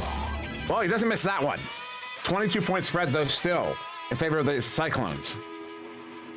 Yeah, still a nice stabilizing shot there from Strembitsky, hit with confidence, and that will give him 14 points there. After that quick first quarter, started off with 9, but just has not been able to score too much in the latter couple. That said, every single point still will count, of course, because, you know, these players, no matter what the end results are, you still want to be able to come out, you know, feeling good about what you did, and nothing else carried over into your next matches as well. Oh, indeed. Acorn over to Rosie. 4 minutes to go here. Rosie setting up. Ooh, somebody who got set up there. That was Acorn gets that one in. It's gonna double the score here to 48-24. Less than 4 minutes to go here. 24-point spread. That is what, 2:20? Yeah, minute 20. I got nothing. Onomatopoeia, that's what that was, I think. We educate here on stream. But that said, on this rollout, 3.5 remaining, and just another good cutoff. Look at that dangerous double stack there, just able to break things off as they now maybe have a breakaway play. Game with another possession, has a few there in the bubble, opts for that cloud reset instead, where Rosie brings it up the floor, handing it off there to Acorn, and one more pass, and bring it from the front to the back, and now they've got that 50-point total. They're at the half-century mark. I'm closing my notebook. That's it. I'm not saying that's not a GG. That goal there, what Game just did. There's just I don't know how you come back from that mentally. That was just to bring that in. You go over the top and then down to the bottom corner pocket. I mean, you see that's how it works out. They immediately turn it over. Cyclone sending it to the near side trap. Game gets it picked up. Saluna slaps that one away. We'll get it down to the New York Kings zone here, all the way down and in. The players are going to chain after this one. Too many bodies. Oh, Saluna taking that shot, goes just wide. Acorn with it near side, goes behind the goal there to Saluna. We'll get another one in for the 2. And then it's now, math at this point, is it 18, I think? 28? I'm not even sure. 30, yes, 28-point spread. That is unbelievable. Unbelievable. Yeah, the numbers absolutely popping off there. But I like as well how it's still yet through this. They're not coasting through it. I mean, they're executing nice fundamental plays there. You know, Saluna had a quick release, but guess what? Acorn was on the other side filling the lane as they both approached the goal. So still positioned correctly, because even as it missed, well, guess what? You have the rebound, then the other fundamental play, which is to say a cross right back to Saluna, and the nice, easy goal. So they're playing...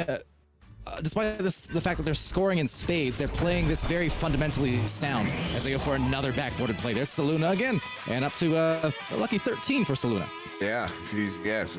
One of only 3 players in this game with double-digit points on the board. It's Game, Shrem, and Saluna. That's kind of what I've noticed as well. The teams winning tonight, all the teams have had at least one player with a ton of points. Every single team tonight has had at least one player with a ton of points on the board, but the winning teams have had 2. Mm-hmm. And that's what we're seeing kind of play out here with Game and Saluna, both with a ton of points on the board, whereas over on the New York Kings, it's kind of only Strem with a ton of points on the board. They're all contributing. They're all doing a really good job. I mean, 7 saves to Al, that's a lot.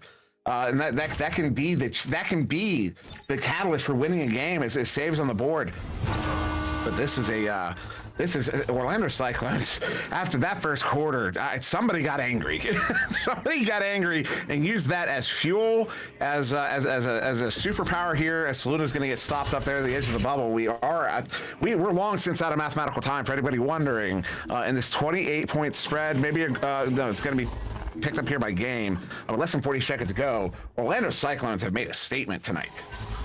They are absolutely doing just that. Orlando psychs out all these teams who are watching here tonight, no doubt, because this has just been an absolute demolishing series of quarters coming in. They are just knocking him down. I mean, it started off with the Kings just able to get that early lead in the first quarter, and it was looking mighty fine, but then it's like they hit a sudden wall. And then the floodgates just opened. We're talking, again, nearly 60 points match here coming in from the Cyclones, and that is immense.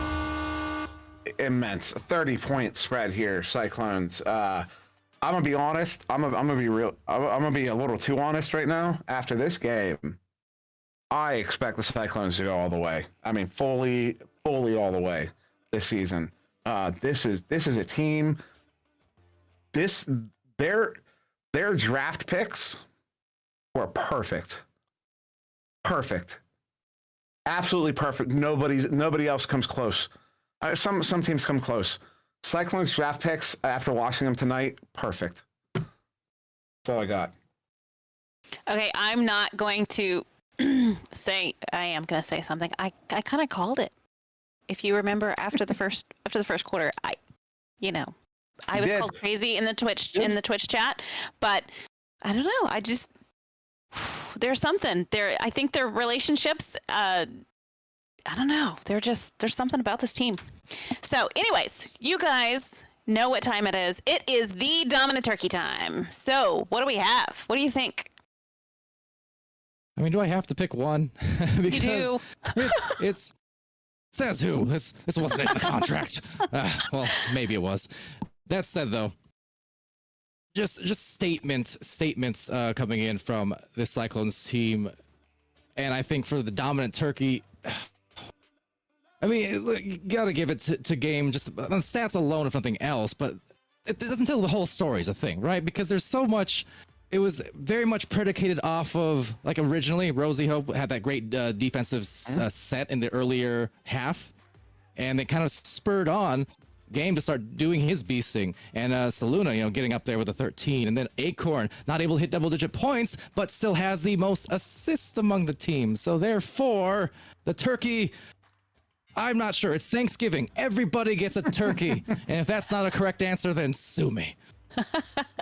I'm hungry. I am gonna disagree a little bit, only kind of, because you can see on the board there, it's hands down game. Although it feels a little cheap to go with that pick, because basically any game plays in, he's probably going to be the dominant turkey. But you look at the stat board, it's not beyond points from anybody else. Also has a ton of saves on the board, a ton of assists. He's not just a goal scorer. He's not he's not Ovechkin. He's the best of Ovechkin and Crosby. I know it's a hockey reference. I can't. One of these days, the references will land with me. I know, but I gotta go to game. Although I really wanted to give it to Rosie. I really did. But saves alone, I don't think are enough to unless that's the crux of the game was on saves. Her defensive performance, her backline performance was phenomenal. This is a player that we need to talk about more. We need to talk more about Rosie Hope. She's one of the best defenders in the game, hands down. But defense alone isn't going to get you the dominant turkey award. You got to be playing. You got to have that kind of performance on both sides generally. And a game is that player, I think, tonight. Yeah. And just to touch real quick on that too. I think you hit it on the head. It's almost like, again, I'll go to the basketball references as I often do, but like LeBron averaging the LeBron stat line, right? You do it for so long over the course of an entire career, like Game has been doing across whether ESL, VRML, or now Pro Series. You do it so long, it's almost easy to not appreciate it as much because you expect it, right? You expect that stat line, that monster stat line every time. So your answer's not wrong either. I like being neutral when I can. I hate singling people out. No, I can appreciate that. But you're right. It's dominance, and it's a constant dominance. It's scary. It's scary. Well, that was some fantastic Echo Arena play tonight. You guys join us back on Saturday, November the 13th at 7 Central to catch 3 more games. We will have the St. Louis Hustle taking on the Austin Burners, LA Destroyers versus Denver Raptors, and the Chicago Wizards going up against the Nashville Legends. So those are bound to be incredible games as well. As always, thank you guys, Sir Dimwee and Palador, for joining me. We will see you on Saturday.